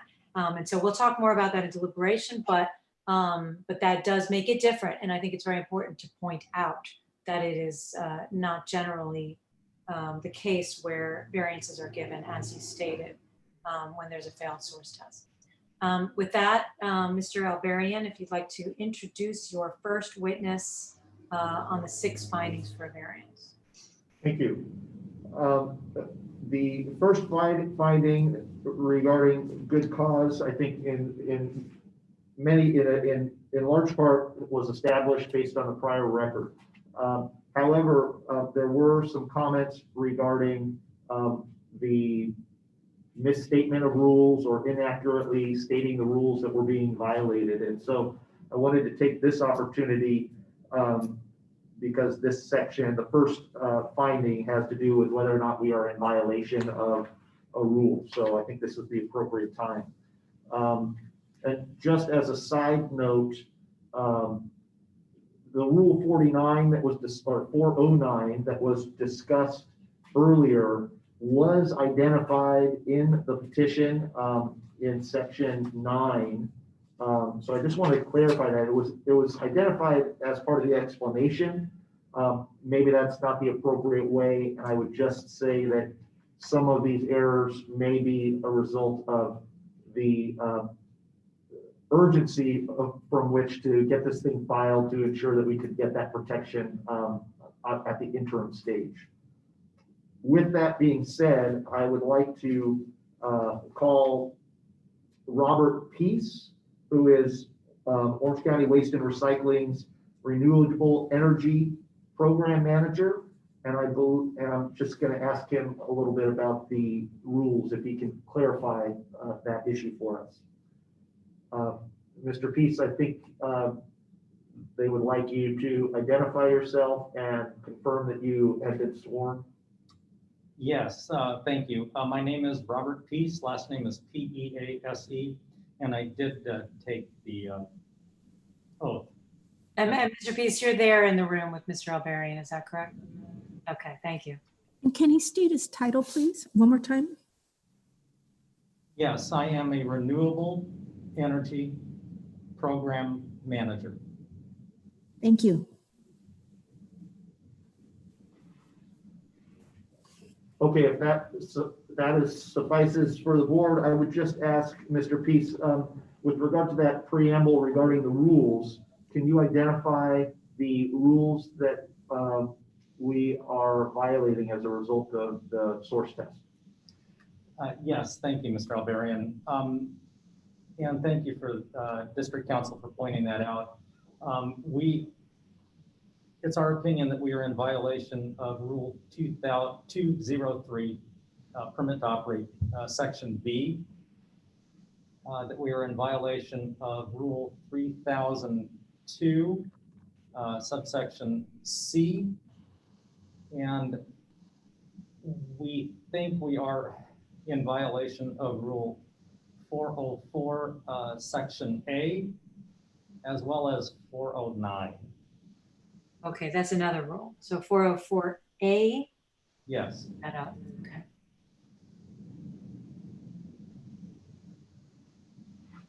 Okay, and if you can explain how you are in violation of those rules so we can, because it is important, let me just clarify, whereas I was saying that for the good cause phase, it wasn't important that we went through every single rule. We merely had to find that there was a violation to find that there was good cause to proceed.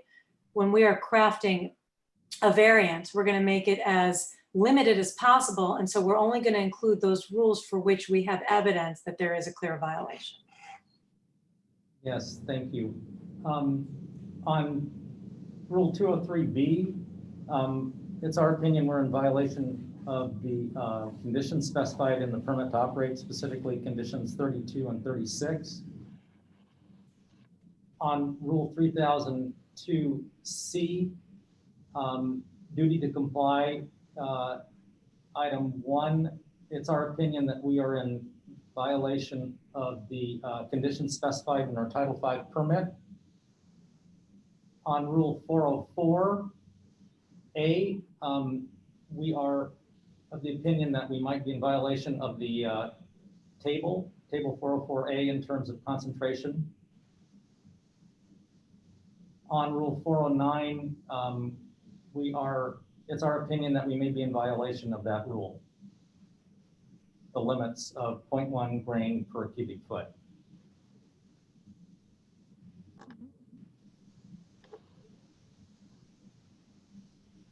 And will we be hearing evidence of that, perhaps from the preliminary source test results, or how you make the conclusion that you are in violation? Yes, Madam Chair. Our opinion is based on the preliminary source test results, where the mass concentration in terms of pounds per hour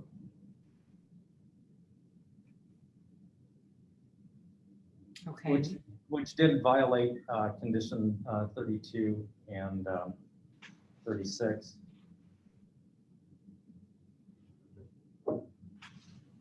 Do we have numbers on that from the source test? Yes, ma'am. The source test for particulates for both flares 3 and 4 were on the order of about 2.2 pounds per hour, which exceeds the limits in condition 32 of our permit. And since it was preliminary, Madam Chair, we believe that the calculations would show that we might be above the limits in condition number 36, specifically PM referencing Rule 409 and PM referencing 404. But since we don't have complete data from the source test as preliminary results, we just wanted to proceed in an abundance of caution.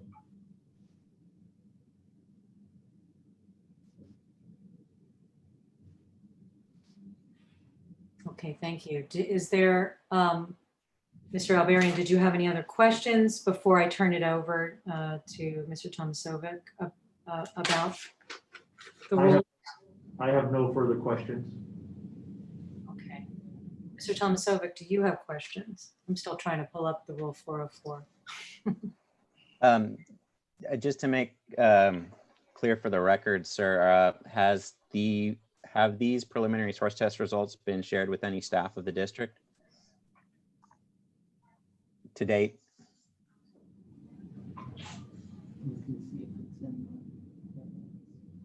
We included the preliminary source test results in the variance petition. So not beyond what's on page 2 of the petition, correct? That is my understanding, yes.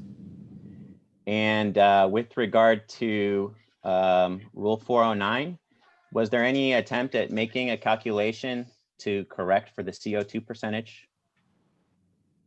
No, because I just had preliminary data and I did not have the CO2 content of the gas.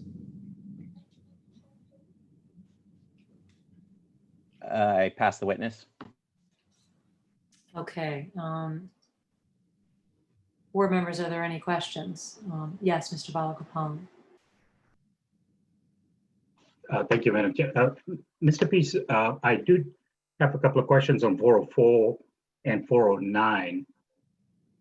So you have the sources data, preliminary sources data with you, or? Mr. Balakapong, the only thing that I was given was the mass emission rates in terms of pounds per hour. So you cannot definitely say you're violating 404A then? Correct. Is that the same with 409? Yes, it is. Okay. Okay, that's all I wanted to know, since you don't have the data to substantially say one way or the other that you're violating that rule.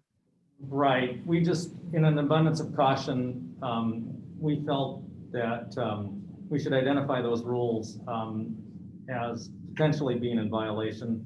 Like I said, it was our intent, as soon as we were notified of the source preliminary results, that we proceed expeditiously to notify the district and request some relief.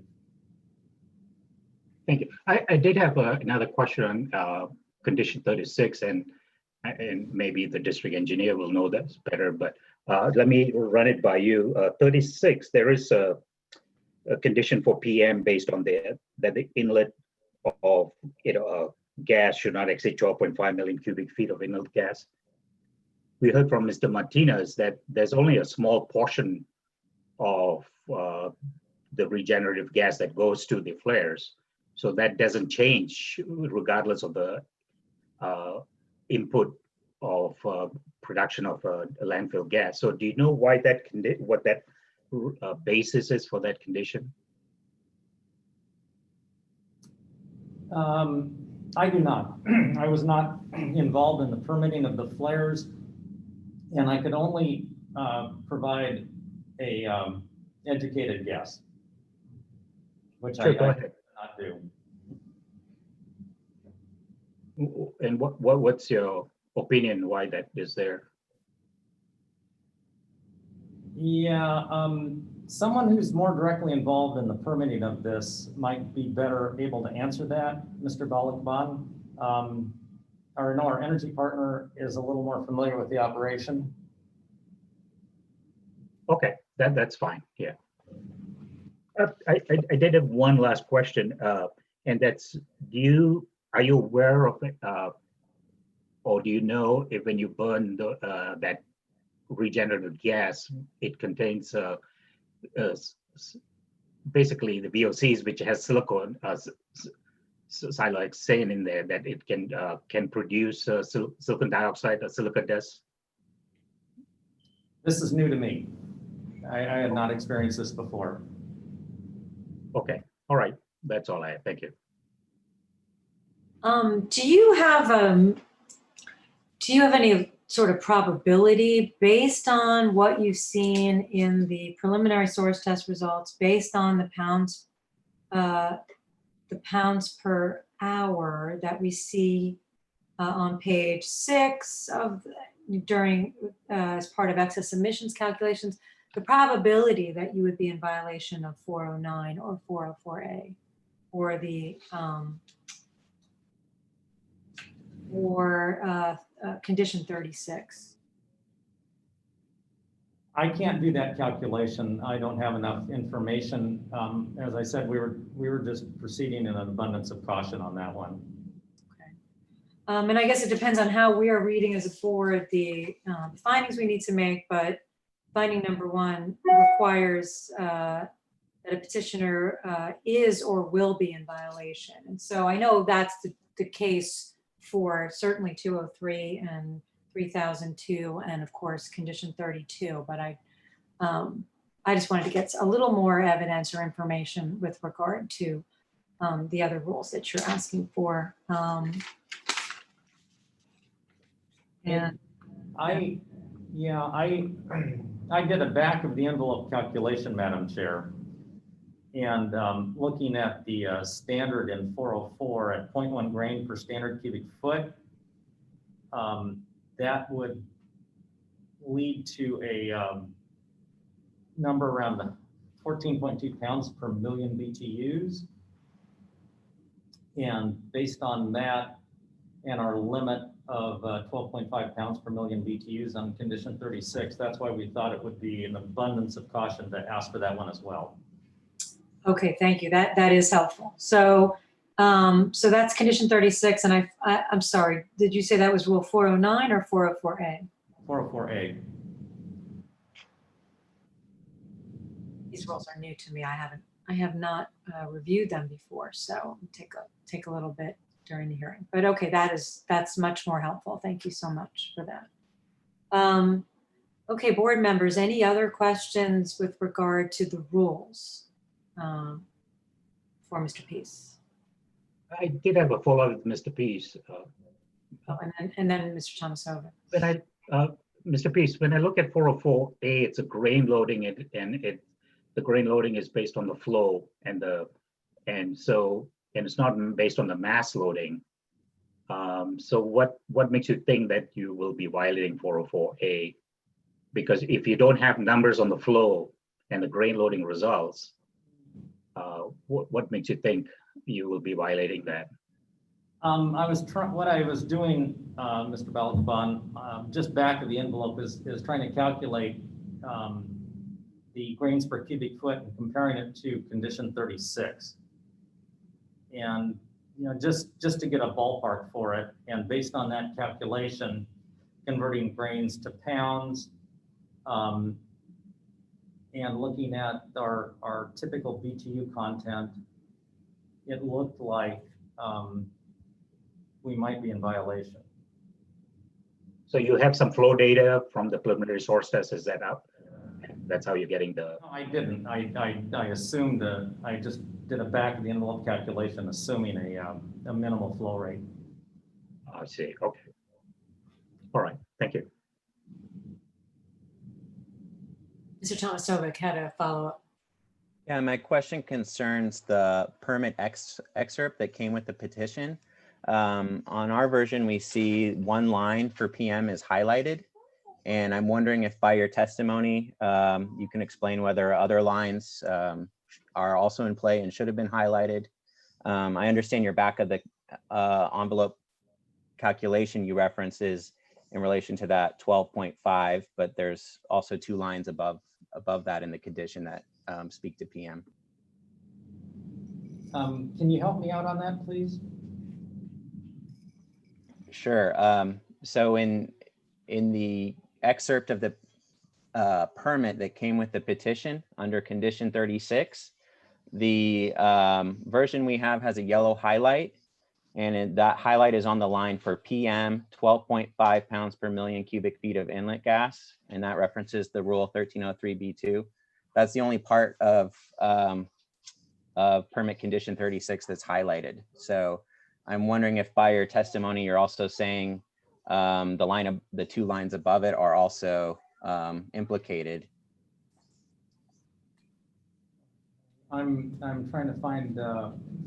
And I would just interject that I think that probably the highlight was not maybe intended. I think it might have been something that came over. So I'm not sure if it would change your opinion if none of it was highlighted, if then you would not have the question, but I'm guessing that it was not intentional.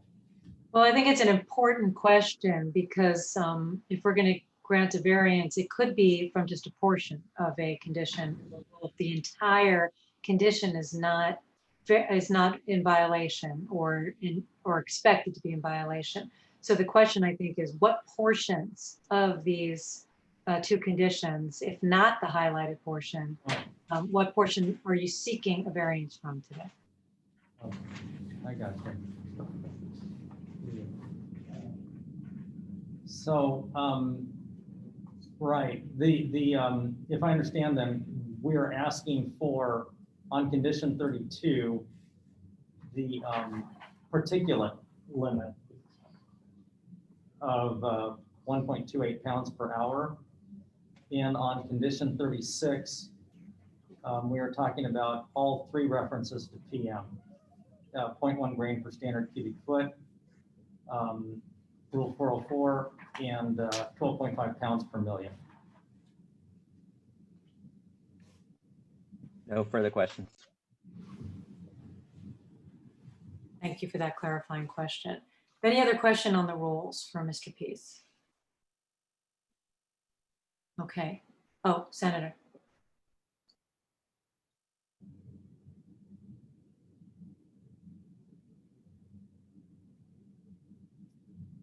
You mentioned when you were introduced your title and responsibility at the plant. What is that again? Senator, I work at our headquarters location.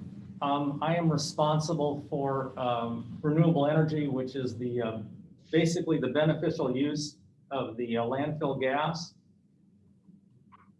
Renewable, right? In the petition on page 6, second paragraph from the top, it talks about the state of California has mandated a production of 50% of the electricity from renewable energy sources by a certain date, 2030. What is you know anything about that? And if so, what's your understanding?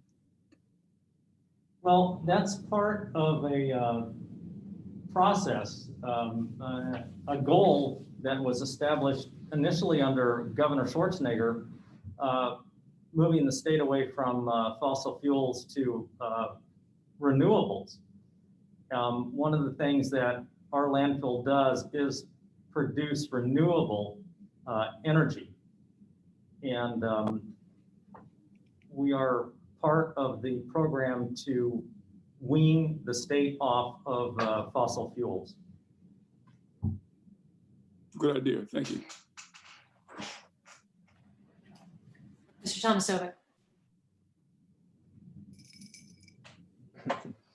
Thank you. Sorry, one more question from staff. On page 4 of the petition, there is I believe, a reference to flow rate. You know where you got that number? Which number, Ms.? The question is on page 4 of 10 in your petition. There's something reported in terms of pounds per MMSCF values, which should require flow data. So we're asking if you could explain where that's, the number is 1.544. If you could explain the source of that statement or the data. I'm sorry. I was just going to say, I think it's in the top box. Is that where the rule is listed? Mm-hmm. Yes, I did not do that calculation. My understanding is that was done by our energy partner. So if I may suggest that when I call Ms. Frank, that you save that question for her. I believe she may be able to assist with that. I'm not positive, but I think she may be the more appropriate witness. Thank you. No further questions. Board members, any additional questions for Mr. Peace before we move on to the next witness? Senator. This problem was recognized in September 30th, 2020. It's on page 4. And what it really says is that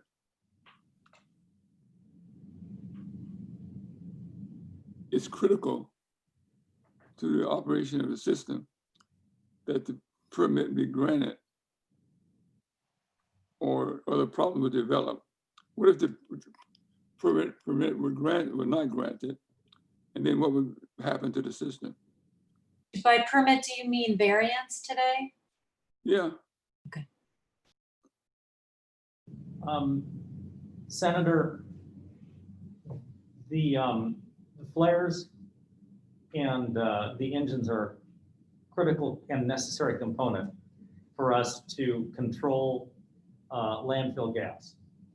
Without these two pieces of equipment,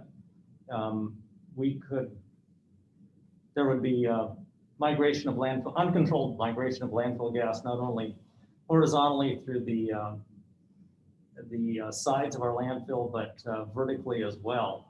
So we need to operate the flares and the engines in order to collect and destroy the landfill gas. Or you have flaring. Correct, sir. All right, thank you.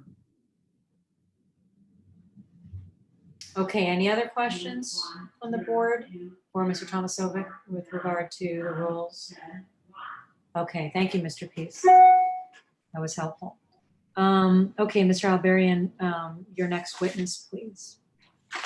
Yes, I will be moving on to the second element, and we'll be calling Sharon Frank.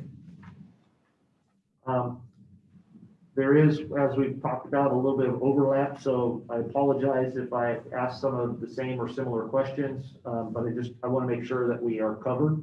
Okay, and just remember that we have incorporated all that. Okay.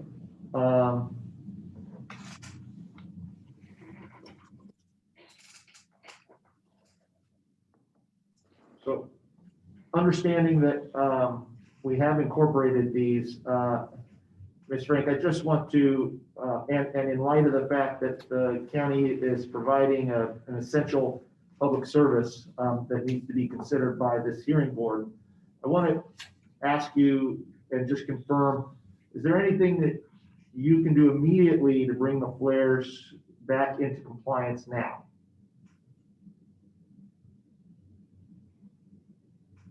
Right now, we do have a plan. We have to investigate the problem, the source of the PM. We have brought first of all, we contacted the flare manufacturer to try to get their recommended maintenance procedures, and they didn't have any. They said, try to physically just beat it off of the side of the flares. So we contacted a contractor who came to the facility on Friday, October the 2nd, and took a look at it and removed some portion of the siloxane on the sides successfully. So our plan is to possibly engage them, and Robert Martinez may have a little bit more detail, but our plan is to possibly engage them. However, our concern is that this physical removal of the material on the internals of the flare may also damage the refractory and the insulation in the flare. So we have also been in contact with a insulation contractor who has proposed an alternative method to possibly spraying some type of sealant, if you will, on the flare walls that will kind of protect the flare from any additional buildup.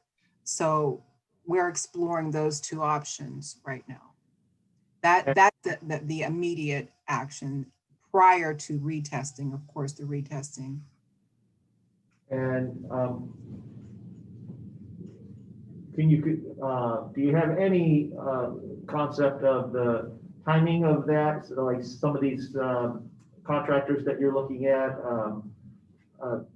how soon do you think some of these actions might be able to be taken? I believe we're going to get the second contractor in there today or tomorrow. And we will, after we determine which way to go, whether to put the coating on or to do the physical removal and then the coating, we plan to engage them within the week. It is expected from what they told us that it'll take about 2 days per flare to go through this cleaning process, because we have to build up scaffolding on the internals of the flare. And we're also concerned about safety measures on removing this siloxane material. So about 2 days per flare. So we think it'll take about 4 days. And would you say that these efforts are considered a high priority? Yes, they are. And we have already discussed, have we not, the fact that there really is not an option to shut the flares down. They must be used for either burning landfill gas or cleaning out the gas before it goes to the energy plant. Is that correct? Correct. Okay. Madam Chair, there was a question from District Council regarding something that I think was on the prior element. They were talking about the calculations on the petition. Is it okay if I go back to that element, or at least, I guess, give district? You can cover any element you wish with Ms. Frank. You can take all of her testimony at once. Okay. Well, then I think what I will do is just continue down the road, and I will allow District Council to just remind him that this witness may be the person who has the information on that calculation you were talking about. Moving on to the third element. That third element is that the closing or taking would be without a corresponding benefit in reducing air. I think we've already addressed that element, in that turning the flares off is not an issue, not an option. The fourth element, whether or not there's been consideration to curtailing operations. So, Ms. Frank, have we considered whether or not we can curtail operations? Maybe not completely shut them down, but can we curtail operations in some fashion? No, that's not feasible. Curtailing is not an option, as we have to operate them to their capacity to burn all of the regeneration gas so that the engines can operate at the full capacity needed to control that portion of the landfill gas.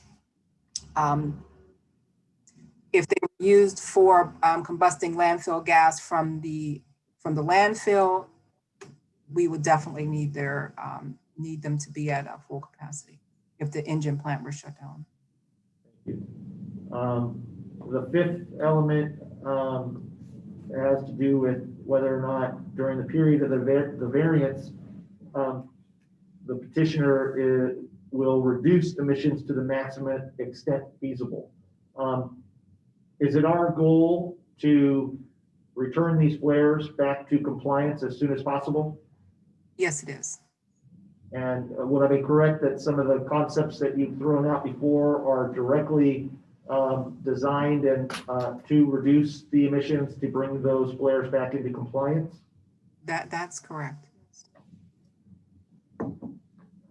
Okay, and then the last finding is whether or not during this variance period, assuming it is granted, will we monitor or otherwise quantify emission levels from the source?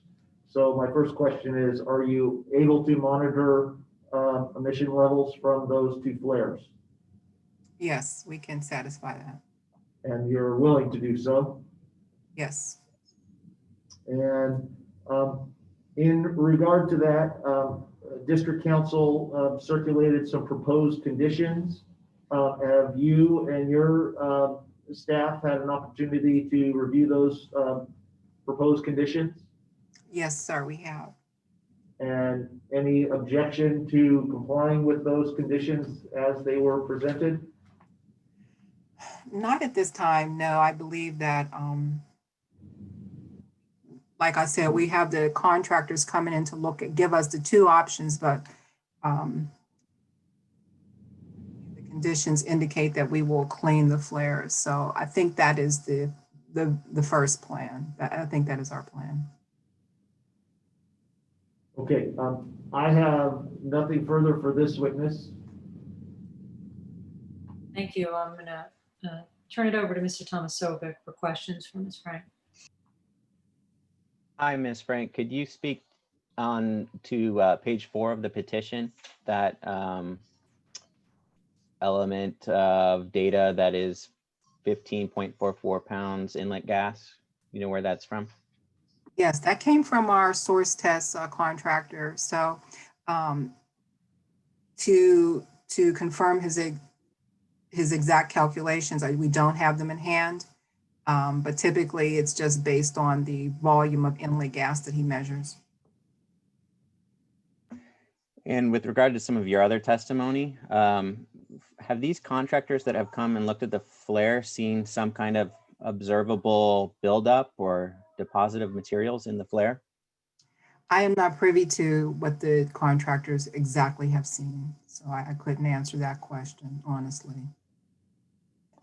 Is there another witness here who might? Possibly, yes, probably Robert Martinez, who was present with the contractors. And I'm also curious if any, and this may well go to Mr. Martinez as well, have any of the contractors observed the condition of the insulation in the flare and whether it might need refurbishment?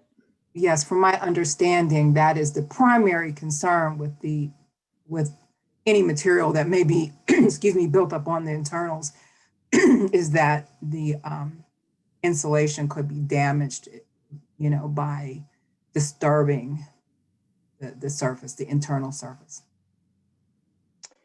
Is there any manufacturer recommendation about refurbishment of that insulation on any kind of cycle? Not that I'm aware of. Again, Robert Martinez may be able to answer that. No further questions. For members, question, Ms. Verdugo-Peralta has a question. Thank you, Madam Chair. Mr. Thomasoff brought up the question about the material on the inside. I also had some questions in regards to your statement about installing a coating on the inside. What was that coating again, please? I do not know. That would be Robert Martinez who could answer that question. Okay, so my follow-up question regarding whether there would be unintended consequences, such as killing the catalyst or anything of that nature, that question would also go to Mr. Martinez? Consequences, well, the catalyst is in the engine, so this would not affect the engines. Or any part of the system. Maybe that was a better way to ask Okay, that. right. My understanding is that this coating is widely used, so my understanding is that it would not harm the flare operation. Or the insulation that was mentioned earlier. That's the intent, to protect the insulation, yes. Okay, thank you. That's all I had. Questions for members, Mr. Balagopan. Yes. Thank you. Ms. Frank, I had a couple of questions. You mentioned, let me ask you, what's the neighborhood? How close are you to the closest receptors, residential or commercial? From the two flares, basically. The two flares, I mean, they were modeled with regards to when we started up the facility. I would have to get out some modeling information. I want to say over several thousand feet. They're pretty far away because we are on, on the opposite side of the canyon. So the residents are down on the other side of B Canyon Access Road. Very far, pretty far away. Okay. Then pulling up, you mentioned that a contractor was able to successfully remove some of the silo extents from the walls. And when you're talking about silo extent, because silo extent is a VOC, but so you're really referring to the particulates that have that probably silica dust or that have silicon dioxide that has solidified in the internals. Am I correct? Correct. Due to the heat from the flares, you're right. They have crystallized onto the side of the flares. Yes, and so that and that's what they were trying to remove. But then there's a danger of affecting the insulation. Right. Correct. And so that's why you're looking at a sealant, or maybe as another option. Correct.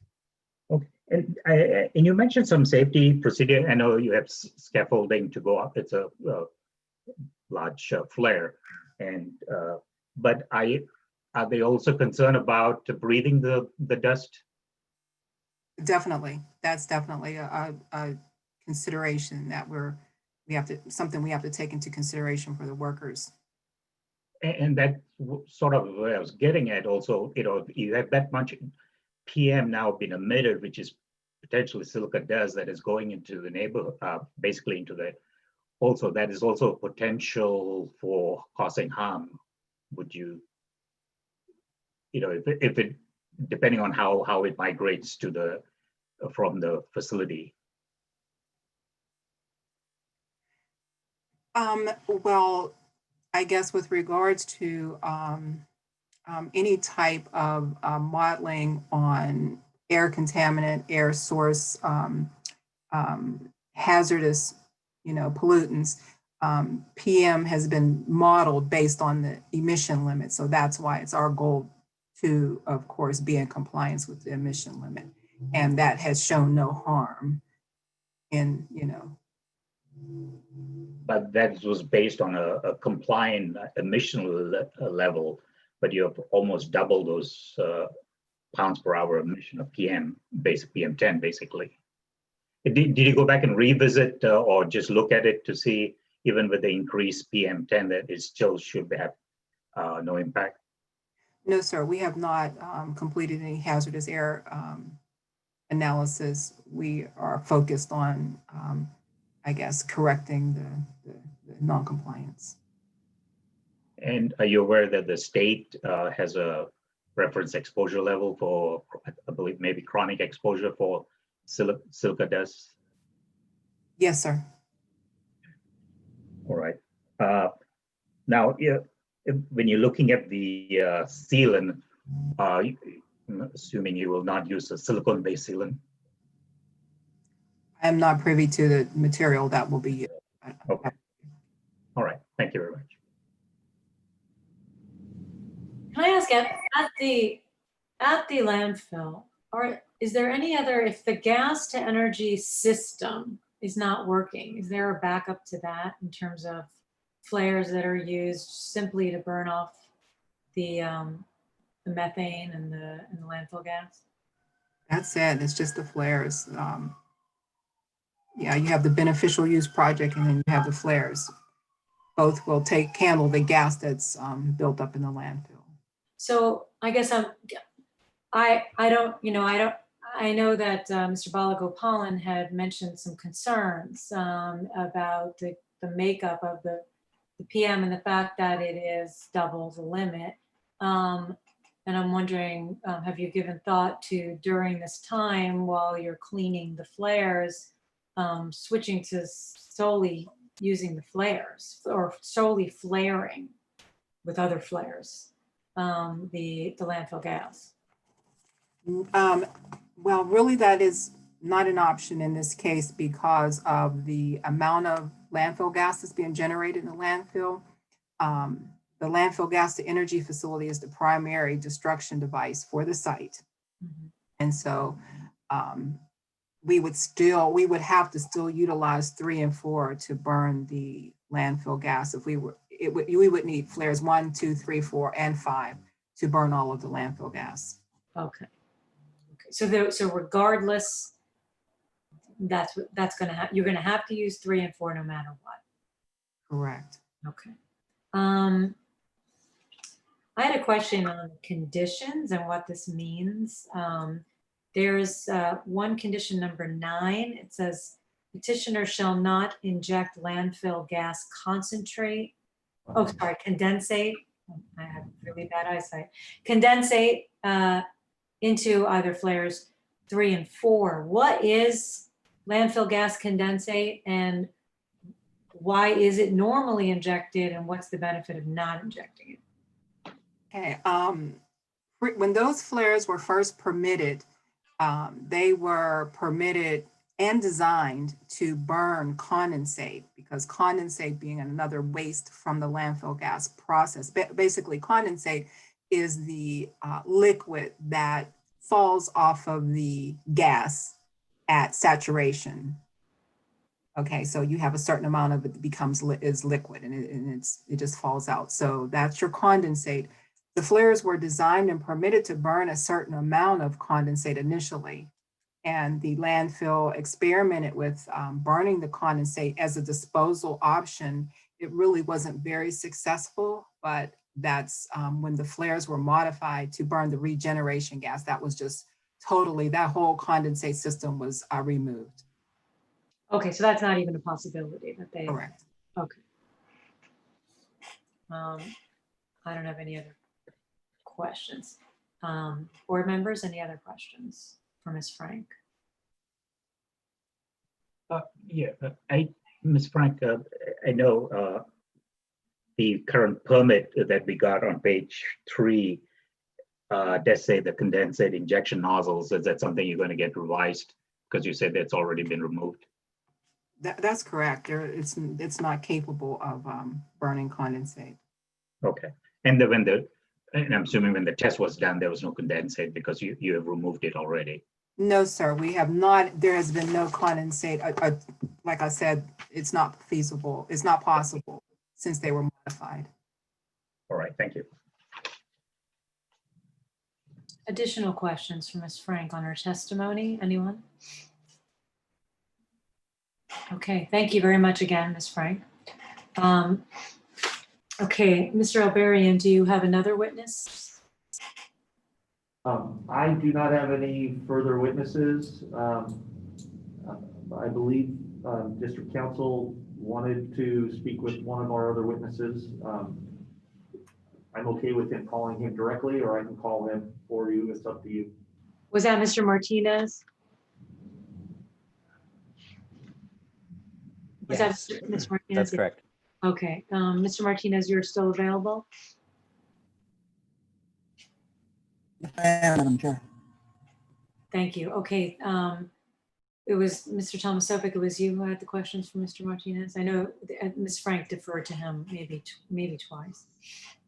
Hey, Mr. Martinez, first question is, what can you say in terms of what's been observed for buildup in the flare of silicon materials? Yeah, sure. So today I actually got somebody on a tractor company, which I thought would be a sort of. I'm sorry, Mr. Martinez, you're breaking up. You want to just try that again from the beginning and maybe just speak slowly? I don't know why you're breaking up. I'm sorry. Yes, I refractory come this morning, photos. So from them as well, thinking they told me they can do exactly what Patriot was going to do, which is somebody else that we have in-house see they can clean this up as well. We went over it this morning. He knocked off some of the matter that's on the wall with fills that easily clean the refractory on the side, on the inside. I did ask him about the solution that is sprayed. It is the organic rigidizer. Mr. Martinez, can you hear me? I'm sorry, I was muted. I didn't realize it. You were breaking up. Yeah. Sorry. Is it possible, Madam Chair, to have him call in on the phone? That was what I was going to ask. Mr. Martinez, is it possible broken up all morning? for you to call in? Do you see that option, or? We can't hear you at all. It's gotten deteriorated, Mr. Martinez. Okay, yeah, let me get the number and I'll go and call in. Okay, try to call in and we'll wait for that.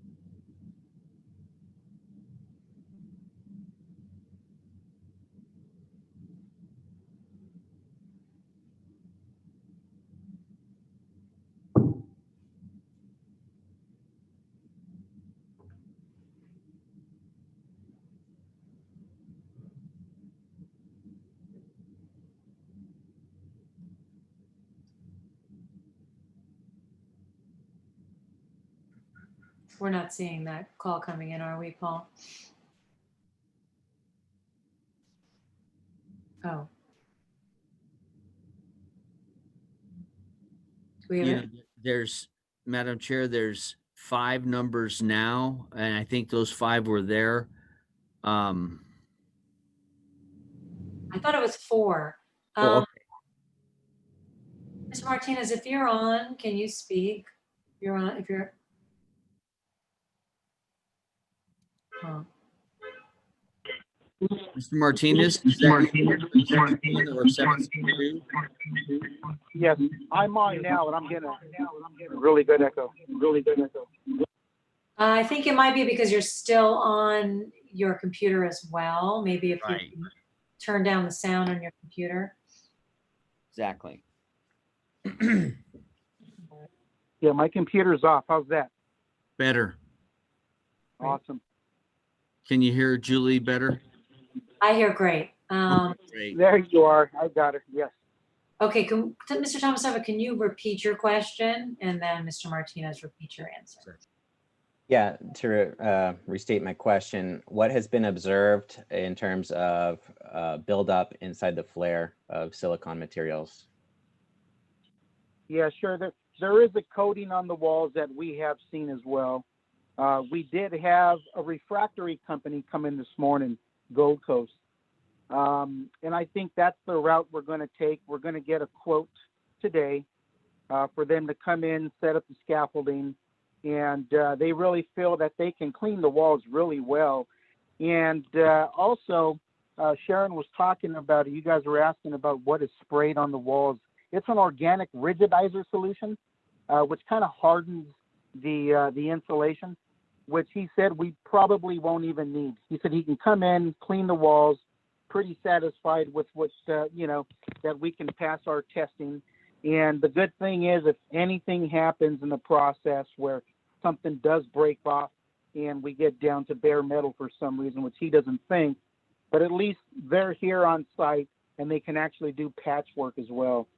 So we will be waiting for them to give us a quote, and I think we're going to move forward with them.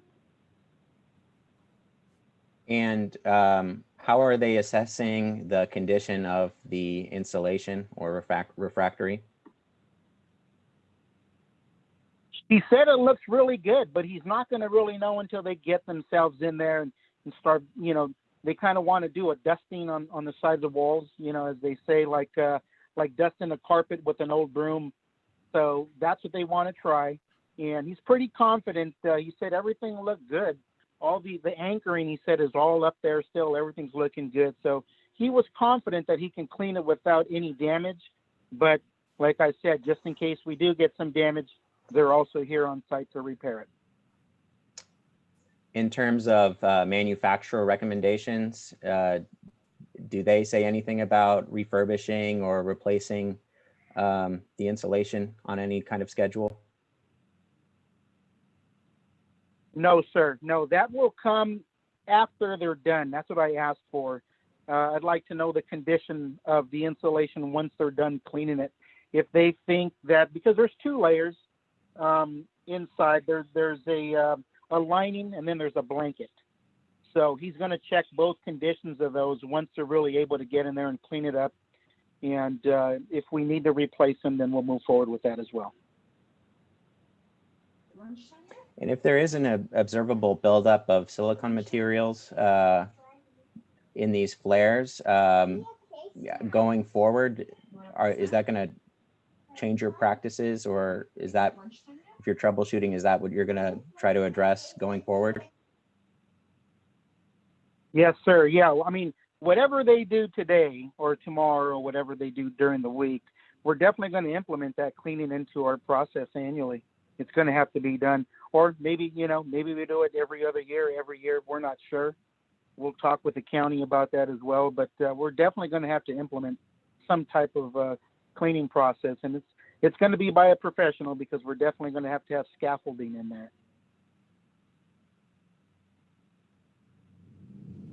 I pass the witness.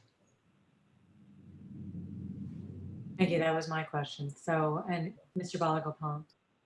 Yeah, Mr. Martinez, so it would be fair to say that this type of cleaning has not been done before, correct? That is correct. Yes, we haven't done that before. That was never a common practice, you know, per the O&M. But going forward, we will make it a common practice. And well, the company, Perennial Energy, didn't provide any kind of data or information on maintenance on this type of requirement to do periodic deep cleaning to remove the accumulation? No, sir. Okay. All right. Thank you. Board members, any other questions for Mr. Martinez? Okay. Thank you again, Mr. Martinez, and thank you for coming on the phone. That was much, much clearer. Thank you. Thank you, Madam Chair. Thank you. Okay. Mr. Alberian, do you have another witness you wish to present? I have no further witnesses. Thank you. Mr. Tomasovic, do you wish to present any witnesses? And in particular, do you know if staff agrees, or if you agree with the request for rules 404A, 409, and I suppose it's condition 36. Do you have any hesitation with that, or wish to present evidence to the contrary of what we've heard? No, we don't. Okay. And do you wish to present witnesses on anything else? So we have an available engineer witness, but we wouldn't intend to call her. I think the proposed conditions, although they are numerous, are not so technical in nature as to need added explanation beyond what I might argue or be able to explain in terms of just regular colloquy if there are questions. Okay, board members, do you have any questions for a district engineer, or any questions that have not been cleared up that you need to make the 6 findings for a variance? Yes, Mr. Ball. Yes, you know that I know they're asking relief from condition number 36, but we really haven't had any evidence one way or the other, or data to show that they are out of compliance for 409, 404, or you know the other limits there. So I don't know if but unfortunately the district engineer doesn't have the sources data to provide any information. I did have a question on a condition. I was just trying to understand why that was placed. So I don't know if it's appropriate to ask. You wanted to ask Mr. Tomasovic, and if he needs evidence, he can present it with it. Mr. Tomasovic, the one question was on the, there's a limit on condition 36. And let me pull that up real quick. I'm sorry, and the condition of the permit. Oh, the permit, yeah, condition of the permit, condition number 36, which is the highlighted one in yellow for the PM, 12.5 pounds per million cubic feet of inlet gas. Just trying to understand that basis for that and how, and if they really did violate the condition or not. I will, I'll call Air Quality Engineer 2, Nicole Idiart. Hi. Hi, Ms. Idiart, could you please state and spell your name for the record? It's Nicole, and I see. Before she speaks, that question was asked and answered early on. Well, the question was asked of the petitioner. The answer and the evidence given was that they didn't have the full range of information needed to do a precise calculation. And so it was a back of the envelope calculation that was done, and they are being conservative.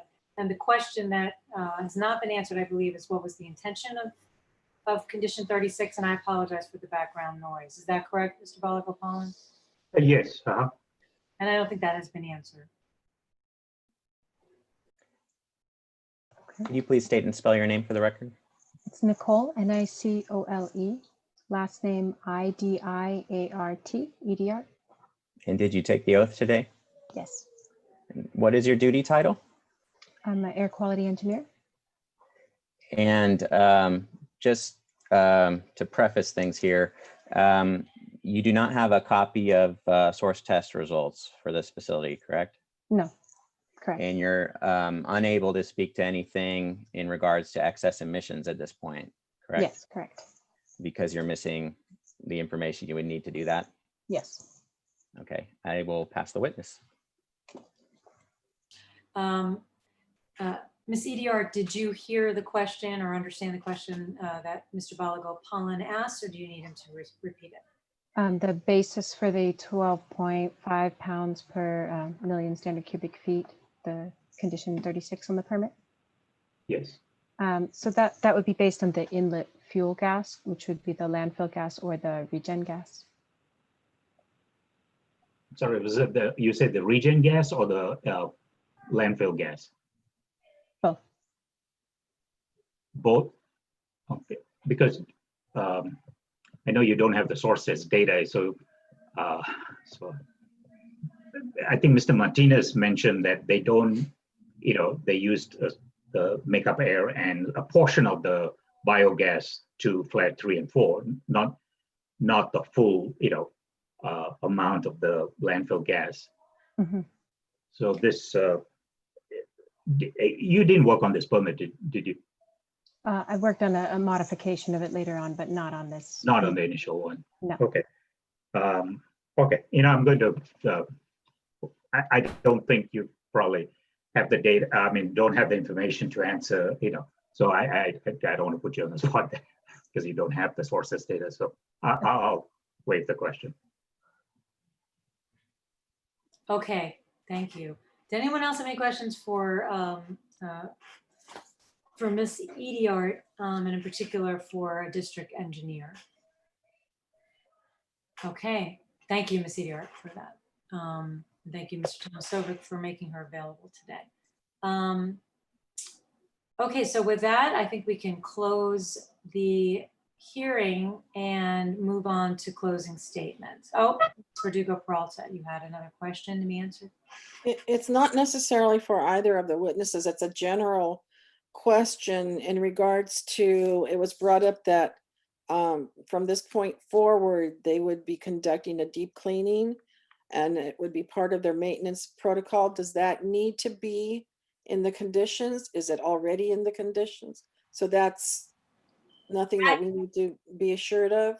That would not be part of our conditions because that would be part of their maintenance practices. And this, if we grant an interim variance today, it will only last until final compliance with the source test or until we can hear this matter for the short variance hearing, which is currently scheduled for November 18th.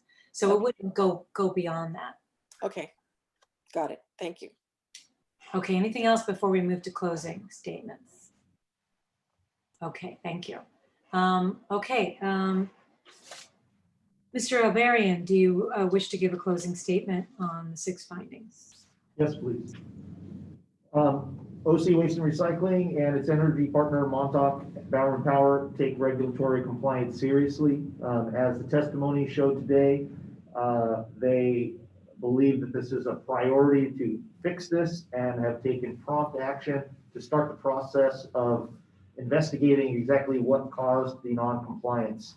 We've talked about the fact that there was really no reason to anticipate the failure. This is a first-time event, and now we are scrambling and diligently trying to figure out the problem and fix it. Turning off the flares or curtailing their use, testimony showed it really is not an option. The flares are needed for one or the other purpose and cannot be shut down. The county, as a public agency, is providing an essential public service, and that should be taken into consideration when this hearing board makes its decision. Therefore, we request that the hearing board grant our petition for an interim variance and authorize our continued operation without penalty or compliance with the permit or rule conditions that have been identified while we take steps to bring the flares back into compliance.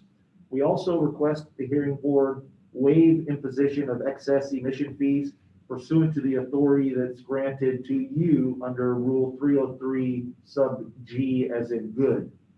With that, I would rest my case.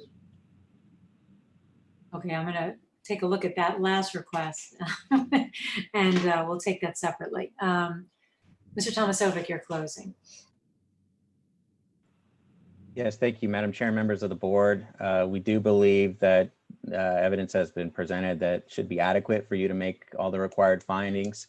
There is a close question, maybe in this case, in terms of the facility being in a position to observe some siloxane deposits on the walls, and that not being a good thing in terms of this overarching kind of requirement to make sure that your equipment is in good working order. And maybe it should have been a thought for this facility in terms of not merely doing the usual annual cleaning, which does sound to be very thorough, but also looking at whether those materials need to be addressed. It's a good thing that they are going to try to work out a solution now and incorporate that going forward. And it is understandable why they would seek variance coverage, and that good that they've done so. We hope that they are successful in passing the next source test, and subject to the board's adoption of our proposed conditions, we wouldn't object to the granting of a variance. With regards to the request under 303G, we don't take a position on that. Thank you. And thank you. And I want to correct, and we'll have to probably take some more testimony on your position on 303, but it's not, wouldn't be 303G. 303G is adjustment of excess emission fees that's done by the district, not by the board. You're looking at, I believe, 303M, discretionary powers of the board. And so we'll put that to the side though first. First, I want to discuss, obviously, and make a ruling on the interim variance itself. And I can start, I think we can make all the 6 findings for the variance that we need. First, I want to start with the rules. Clearly, we can make the first finding. The petitioner for a variance is or will be in violation of any rule, regulation, or order of the district. It's quite clear we've gotten sufficient evidence. There was a failed source test. They've had the preliminary results as of September 30th. And so for sure, there is a violation of 203B 3002C with regard to the need to comply with all permit conditions of their district permit and their Title V permit. And in particular, there's no question that, sorry, I have so many papers, that condition 32 with regard to the particulate pound per hour limit in the permit of 1.28, they are in violation of that according to the preliminary results. Now, as far as the request for 404A, 409, and permit condition 36, I believe we have sufficient evidence to include those also in the variance for the following reasons. First of all, again, we have to keep in mind the context here. This is an interim variance. We have a petitioner that acted extremely diligently, filing only the day after the preliminary, not even the final results were in hand, and they saw those. And we want to encourage all petitioners all facilities to come in for a variance request as soon as is possible. And so we don't expect that facilities are going to have every single, T crossed and I dotted and know everything. When they come in, we would prefer they come in as soon as possible. But we did also hear evidence that there has been a back of the envelope calculation that they do anticipate, given that the limit, according to the preliminary results of the source test, is almost double the pounds per hour limit of PM. That is very likely that they will have a violation of 409, 404A, or condition 36. And I don't see any reason why we shouldn't include it. If there is no violation, then there would have been no need to have included it. And if there isn't a violation, well, then it was likely that it should have been included. And so I think given all the other evidence we've taken in today, I think that we can make that finding. Beyond reasonable control, I think we already were able to make that finding based on the maintenance that's been conducted, based on the fact that no source test has been failed, based on the fact that that these flares are relatively very new, and based on the fact that, again, this is a new process for these flares, using them for regen flares, and there was no additional manufacturer suggestions or requirements that are used in the industry by others that should have been undertaken. And we heard that they are under the process right now of determining whether there should be additional by having this more deep cleaning done, and this possible coating and refurbishment done, and possibly adding that to how often that should be done on an annual or biannual basis, etc. Also, I want to point out, as has been pointed out throughout the hearing, that we're discussing a public agency, the county of Orange, and also that this is an essential public service. This is landfill gas control or processing facility, and that to deny this variance, we heard that these two flares, regardless of whether it's being used to the gas to energy use or just flaring the landfill gas directly, it's necessary to run these two flares, and to not allow that by not giving this granting a variance today would impose an unreasonable burden on an essential public service. And I realize that there's a trade-off between the particulate matter, but also a nuisance that I think would be created if that landfill gas was not burned off. The closing or taking would be without a corresponding benefit in reducing air contaminants. Again, we have to do that weighing and balancing, but we were told that these two flares are quite far from the nearby residents to this landfill where they're located. And so I think that I can make that finding based upon the need for these flares versus the additional particulate matter, which hopefully will be significantly reduced as soon as this deep cleaning occurs, which is going to be happening very soon. Curtailing operations is not an option. We've heard again that these flares are necessary, can't be curtailed. They're used every day, regardless of whether they're burning landfill gas or they're being used in the gas to energy process. Reducing excess emissions to the maximum extent feasible will occur by, and I believe hearing all the, from all the witnesses today, from Ms. Frank, from Mr. Martinez, these are very credible witnesses. I believe they're taking this very seriously and moving as quickly as possible to remedy the situation. And by doing that, they're reducing excess emissions to the maximum extent feasible, and monitoring will be taken care of in the proposed conditions. Any other thoughts on the findings, each of the findings, or generally on the matter today? Anyone else have any thoughts? Mr. Balagopalan and then Ms. Verdugo-Peralta. No, I agree with you. I think we can make all the 6 findings. I think, as you mentioned, flare 3 and 4 are essential for the operation because of the siloxane removal, and the regeneration process has to go to those flares 3 or 4.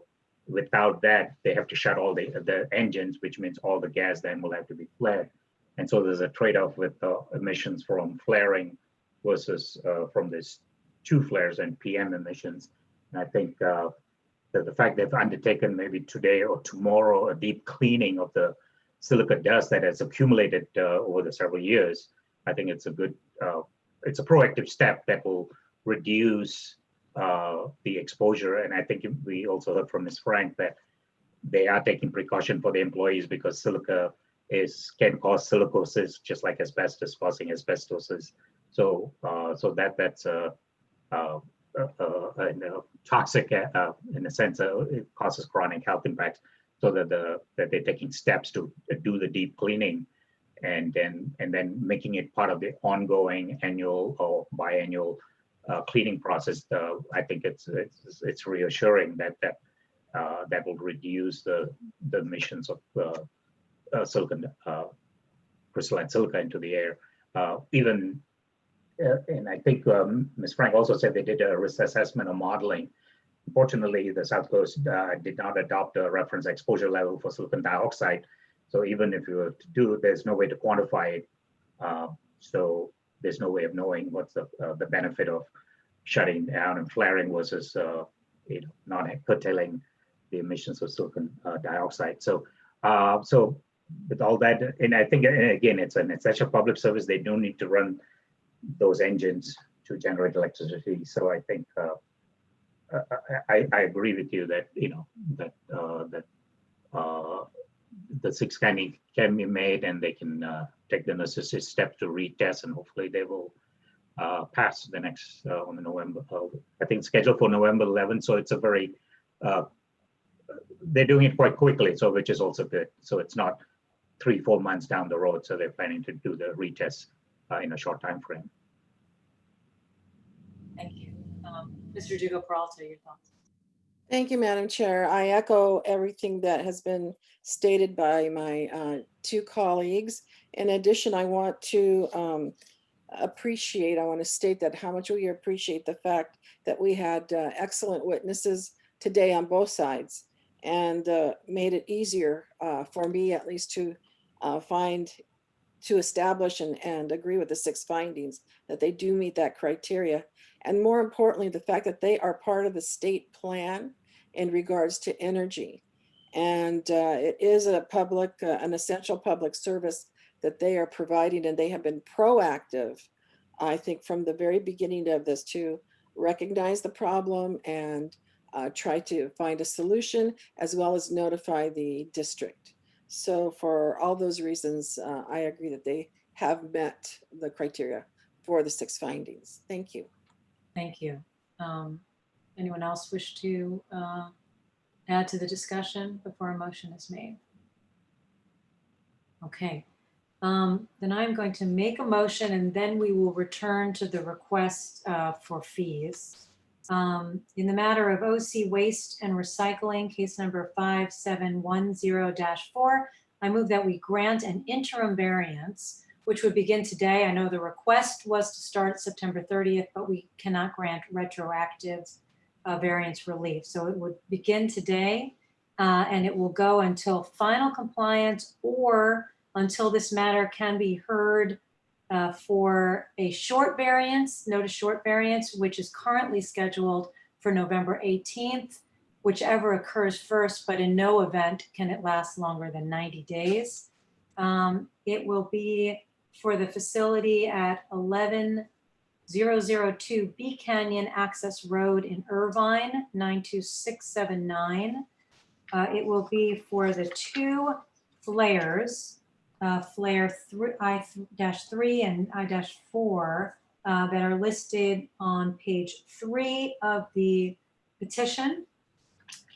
It will be from the following rules: 203B, 3002C with regards to permit condition number 32 of the facility permit, and in particular, specifically only for the particulate matter pounds per hour limit of 1.28 pounds per hour.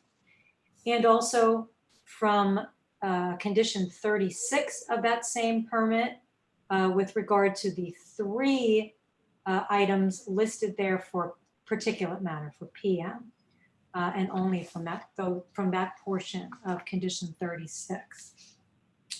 In addition, it will also be from, if needed, from Rule 404A and from Rule 409, also in regard to particulate matter emissions and concentrations.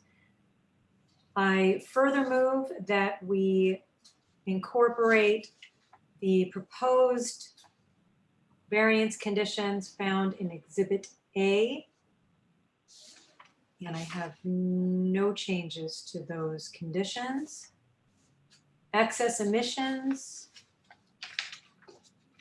are anticipated to be 22.03 pounds per day of PM for flare number 3 and 22.44 pounds per day of PM for flare 4. So for a total of 44.47 pounds per day of PM. And that completes my motion. Is there a second? A second. Okay, Ms. Verdugo-Peralta will second the motion. Is there any discussion on that motion? Okay, seeing none, Dr. Bernstein, how do you vote? Aye. Senator Holden, how do you vote? I asked for clarification, but I have my mic off. My question, the meeting is scheduled for October 18th? November 18th. No, okay, thank you. Yes. I vote aye. Thank you. Mr. Balagopalan, how do you vote? Yes. Ms. Verdugo-Peralta, how do you vote? Aye. I vote yes. Motion passes 5-0. And again, thank you for an excellent presentation. Let's turn back, Mr. Alberian, to your request, because we're going to have to hear what is the basis for the request. I'll read to you, if you haven't already read it. Rule 303M outlines this board's discretionary powers when it comes to fees. It states, any person may allege that payment of any of the fees within this rule, excluding publication fees, will cause an unreasonable hardship or is otherwise inequitable. Such petitioner may be excused from payment of such fees or a portion thereof by order of the hearing board if the board, in its discretion, determines after hearing evidence thereon that payment of such fees would cause financial or other unreasonable hardship to the petitioner or is otherwise inequitable. Okay, and on our own motion, we can waive fees, but this is a request. So at this time, if you can present a statement and perhaps if there's more evidence that is needed, which I would think that there would be, with regard to, first of all, what basis on which you're requesting a fee reduction or exclusion, and that is it on unreasonable financial hardship? And if you can explain and present evidence of that, or otherwise inequitable and present evidence of that. And also, are you looking for a partial fee waiver or complete fee waiver? And I should say that oftentimes when parties request a fee waiver, if they request a partial fee waiver, it would be based on actual emissions versus the daily minimum or something like that, something that where it makes sense. So with that, if you can clarify your request and let me know what evidence you wish to present.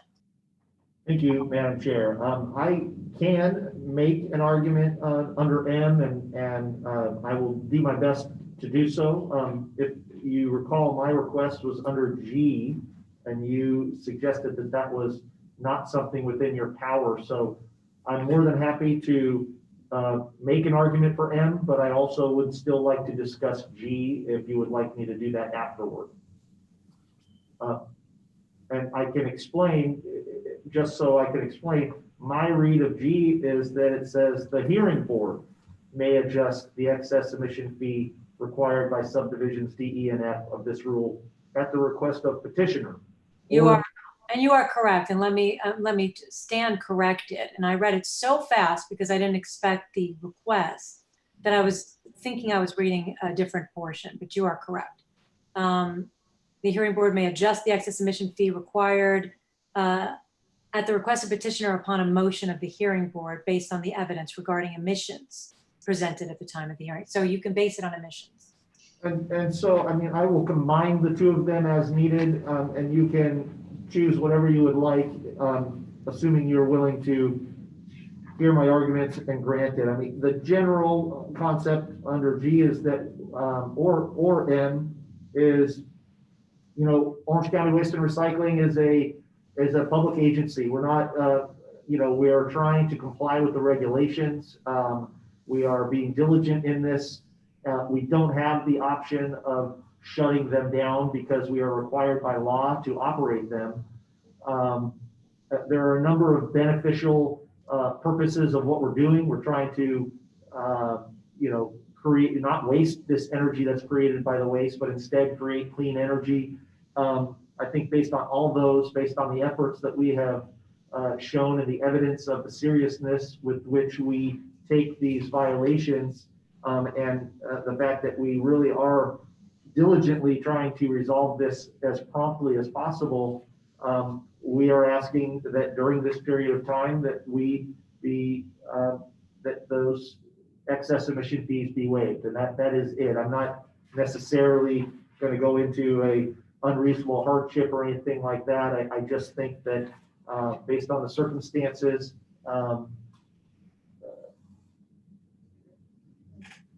so based on those circumstances, I think that it is within your power to waive them, and that is our request.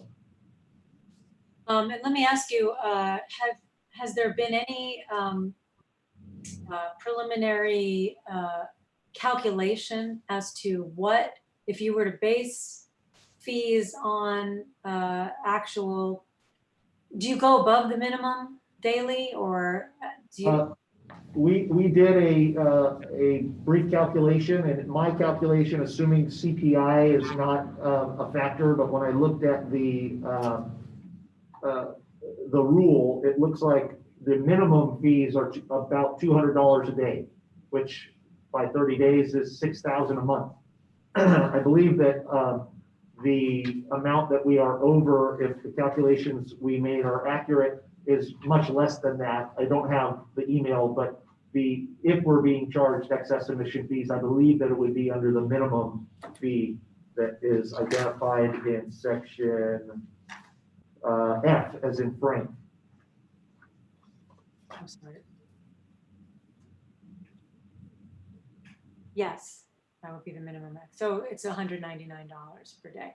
And so your calculations, the answer to that, your calculations come up for actual emissions versus the daily minimum would be less than that. That's correct. Okay. Okay, I'm just going to ask Mr. Tomasovic if you have, if the district has any position on the fee request. We would say this is to the board's discretion. We would note, however, that excess emissions fees do partly exist in order to minimize the time that facilities are out of compliance. In other words, the higher the fee, the more quickly they may work to minimize those fees. And as another comment, whatever the board may decide here does not, this is more in the way of a disclaimer, does not really affect or limit what the district might pursue in terms of ancillary compliance and enforcement actions. So that they may still have some potential penalty exposure, and I think their arguments here don't necessarily transfer over to that. Thank you. Board members, you've heard the argument. I'm going to go back to G is really based upon, we have the discretion based on emissions to adjust the fees. So we could do that. The other discretionary power is M. Again, it's an unreasonable hardship. And we did hear that this is a public agency. However, we do have many public agencies that come before us for variances, and that alone is not necessarily a reason that it is an unreasonable hardship. And we didn't hear any specific evidence that it actually is an unreasonable hardship or otherwise inequitable. We did hear the argument that this is a beneficial use. I would say that I think board members, myself, I know I heard from Mr. Balagopalan, I know we heard from Ms. Verdugo-Peralta, and I'm sure all of us had some concerns with regard to the particulate matter and the fact that that is what the constituents of that is and how it might affect the nearby community, et cetera. And this is as two purposes. Number one is meant to, in some way, try to offset that, although we know it doesn't offset. It's not really an offset, but still, to some extent, that's what fees are for, emission fees. But also, as Mr. Tomasovic pointed out, it's also supposed to be an incentive. I think that's not necessary. I do believe from everything that we have heard, this agency is working as quickly as possible and has its own incentives. So I think it's a tough question. I'd like to hear what other members have. I wouldn't see a total waiver. I would see perhaps consideration of based on actual emissions. Senator. Right, the product that's produced, my question would be, how do they sell it? They give it away or it goes back into the system? How do they charge a fee? Oh, the energy that's produced. That's a very good question. Let's open up the. I just want to know if they do, then there's no financial disadvantage to them at all. If they think so, it has not been shown. And we all here today, and staff is working, and I mean, somebody got to pay for our time and services as well. That's what this process is all about at the AQMD or the state of California. Thank you for raising an excellent question. I think we would just need 3 board members, but I feel this is a little more informal, this request, to open it up and see if there's a witness that maybe Ms. Frank or another witness that would be able to answer that question. I assume we have board member approval? Yes. Okay. Then I'm going to ask Mr. Albarian, would you have Ms. Frank answer that question? I'm not exactly sure the question, but I will say that we paid the filing fees associated with these petitions, and I'm not certain that the excess emission fees are designed to pay for staff's time during the during these hearings. So That wasn't the question. The question, I'm sorry. The question is, this is a gas to power facility. So you're using the landfill gas and you're converting it to power. The question is, what's done with that power? What is that power sold? Is that power used? yeah, I mean, yes, the power is sold, but what I would say is that the focus of this hearing is the flares at issue, not the power plant. So we shouldn't necessarily expand beyond that when what we're talking about is the flares that are violating, not the power plant itself. And I think a simple answer to your question is that yes, the energy is sold. That is true. Okay. Thank you. Mr. Dugo-Peralta, did you have a question? Should we, and I see the senator also raised your hand. Do you have questions before we close? I don't have a question. I have a statement in regards to the previous. Then hold that for a minute. Senator, do you have any other questions? Because I'm I just want to make a statement. okay. Then let me have Mr. Dugo-Peralta make her statement first, and then Senator, you can make your statement. I think in this case, we're also looking at the big picture, whether we are going to charge them fees or not, or penalties or not. The big picture for me is the fact that they are producing energy that goes back into the grid, and they are part of the state's plan. The whole system grid is part of that, and they are essential, plus they are an essential public service. I have a problem charging them a fee or a large fee because it's really ultimately the taxpayers that are going to have to pay for this ultimately. Just to point out that's always the case when we have a public agent. Yes, I we need something beyond that. Yes, I understand that. And it's not, and also it's not a penalty. It's emissions fees. But go ahead. Yes, I understand that. And so my concern for, as you mentioned before, the PM part of it, that to me is extremely part of what is going to affect the public also in their health. And the fact that if this occurs, then, you know, if you're going to play, you got to pay. And so in this instance, if we are going to charge them a fee, I don't think it should be exorbitant, something that is fair based on how much they are emitting and how much that we can see that that's going to project into that area, which it is, obviously. So that being said, I can agree to a fee. I just don't want it to be exorbitant because of the fact that they are an essential public service. Thank you. Senator, you had a statement also. Right, before this agency was created, each county had its own air pollution control district funded by the taxpayers, their home taxpayers, local taxpayers. When this agency was put together, if that had been the case, they could go out of control and the local taxpayers could have a tax imposed on their property. And so what I did, introduced a constitutional amendment that says that this agency would be self-funding. And what we're doing here today is what we've been doing so far since the very beginning is letting them fund us. Time and effort spent. Now, if you want to reduce that amount, that's you, but I'm just saying that was the initial idea why there is a fee. Thank you for that too.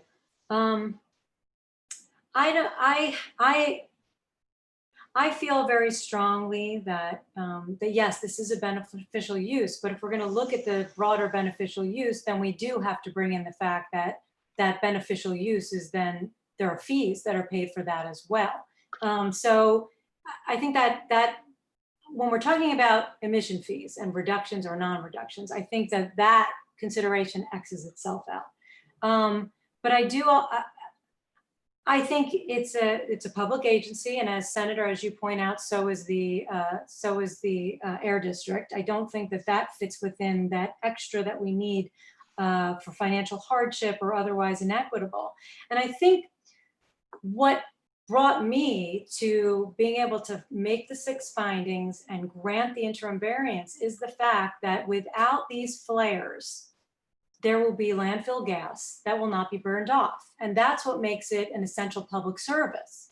However, I was very concerned, as I know I'm hearing other board members, with the particulate matter.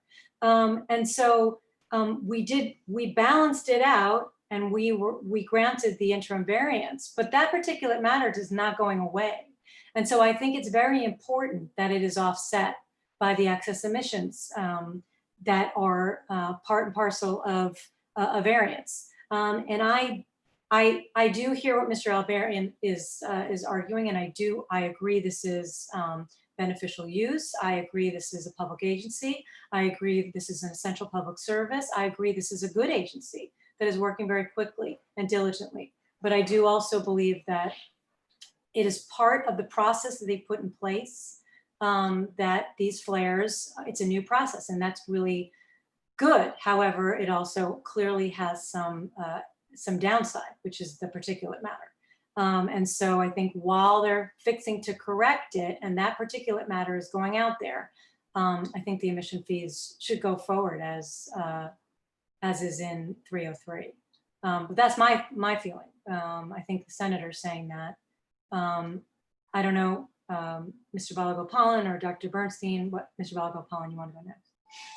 Yeah, we didn't hear, unfortunately, from Mr. Albarian, the requirement in 303M, which is showing the financial hardship, and I mean, unreasonable hardship to the petitioner, or otherwise inequitable. So we didn't hear really any evidence on that. So I'm with you and the senator. I think the fees are reasonable. I mean, there's not. I'm okay if we want to go take a different motion, just pay them based on the actual versus the flat admission fee, but we don't know which is what those amounts are, whether they will exceed or they will be below the minimum fee. So since no evidence was provided on hardship, and I'm inclined not to grant the fee waiver. And I just want to thank you for that. I just want to point out, because it was my mistake that brought us to a different portion of 303. The original request was based on 303G and its adjustment of excess emission fees. It has a different standard. It says the hearing board may adjust the excess emission fee required by the rule at the request of petitioner or upon motion of the hearing board based on evidence regarding emissions presented at the time of the hearing. So it doesn't, we could base it on that. We have the ability to base it on that. I don't know if that changes your thoughts. Dr. Bernstein, we haven't heard from you. Chair, I just want to clarify for myself. So what is the minimum fee, and can we get that calculation with regards to emission related fines? What that number would be? We do not, we didn't have that calculation.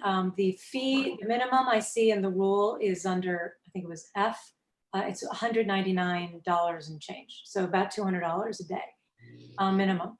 One thing I could suggest what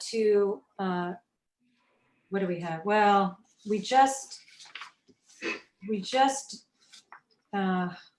have the payment of emissions fees in 15 days. That's in the conditions that we just agreed to or included in the order. I was going to say we could wait and you can bring this up again at the short variance hearing once you have more information on what your fees are.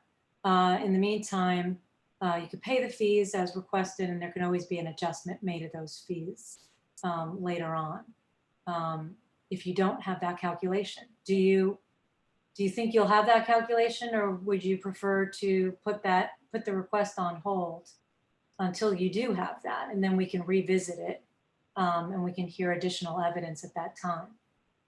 So I think our we have an estimate, but we might not be able to give you something specific, I think, until we have the actual final test. So I really didn't intend to drag this out with my request, so I kind of apologize, but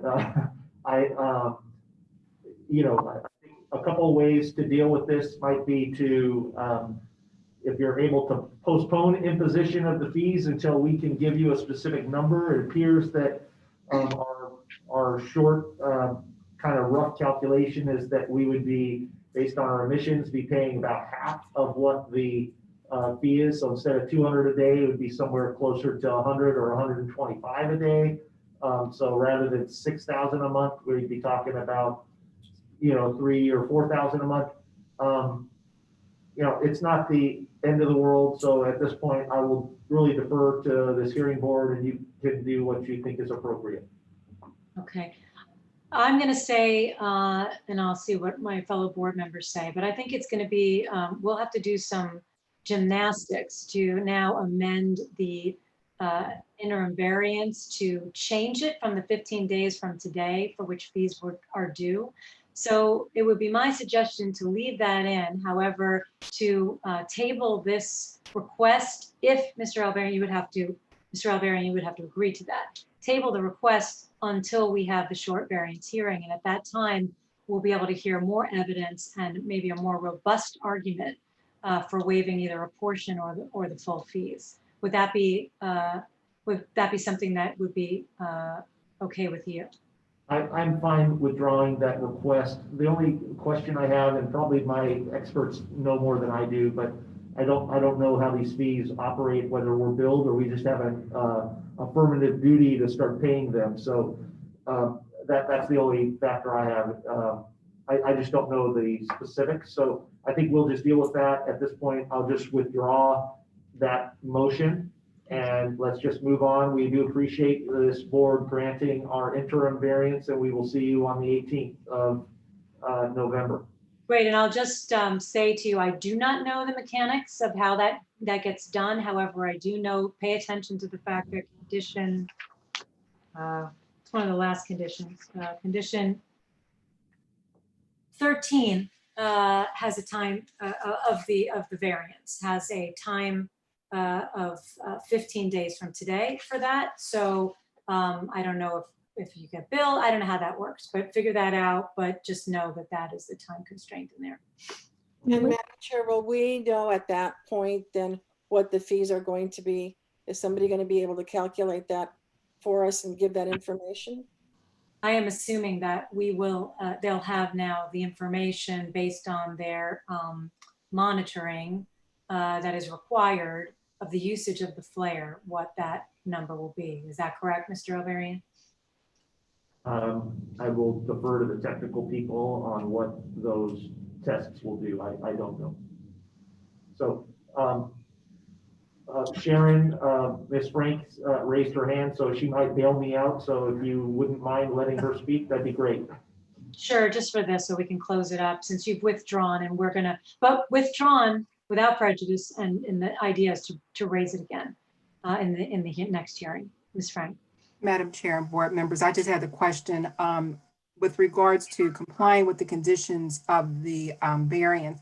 It says you shall pay the excess emissions. So would that be the minimum fee or the actual excess emissions? Because like Paul said, based on our rough calculations, and presumably that will be what we'll calculate, it's about half of the minimum amount. I'm going to leave it to you to determine. It's written in a way it should be full excess emissions. However, if you're going to plan to make the request again, I think we would give. I can't speak to enforcement by the district. However, the board would give the flexibility, knowing that we have now deferred your request to allow you to pay whatever portion you're gonna ask for, and then we'll take it from there, or to pay the full amount, which is normally what is required, and then the adjustment is made from there. Okay. Okay, but that is the intention behind it. Is supposed to be to pay the full amount. Senator, you had something now. Will it be retroactive at that point? Yes, so what we would do is the request would be to, at the short variance hearing, would be to retroactively reduce the fees or adjust it for the interim variance. And we can do that. Reduce or charge actual. That would be up to them to make the motion at that time, and then for us to determine whether we have enough evidence. Thank you. Mhm. Any other questions before we adjourn? I do have more business board members. First of all, again, thank you all for a great presentation, and good luck. I really hope that this additional work you're going to be doing is going to fix the problem. Board members, just to keep in mind, if you have not already, we have consent papers for tomorrow's hearing with a cutoff of 3 o'clock today to please review them and determine whether you wish to take it off calendar or not, and let the clerk know. Any other business, board members? Okay, thank you all, and we are adjourned for the day. Thank you. Thank you. Thank you. Thank you.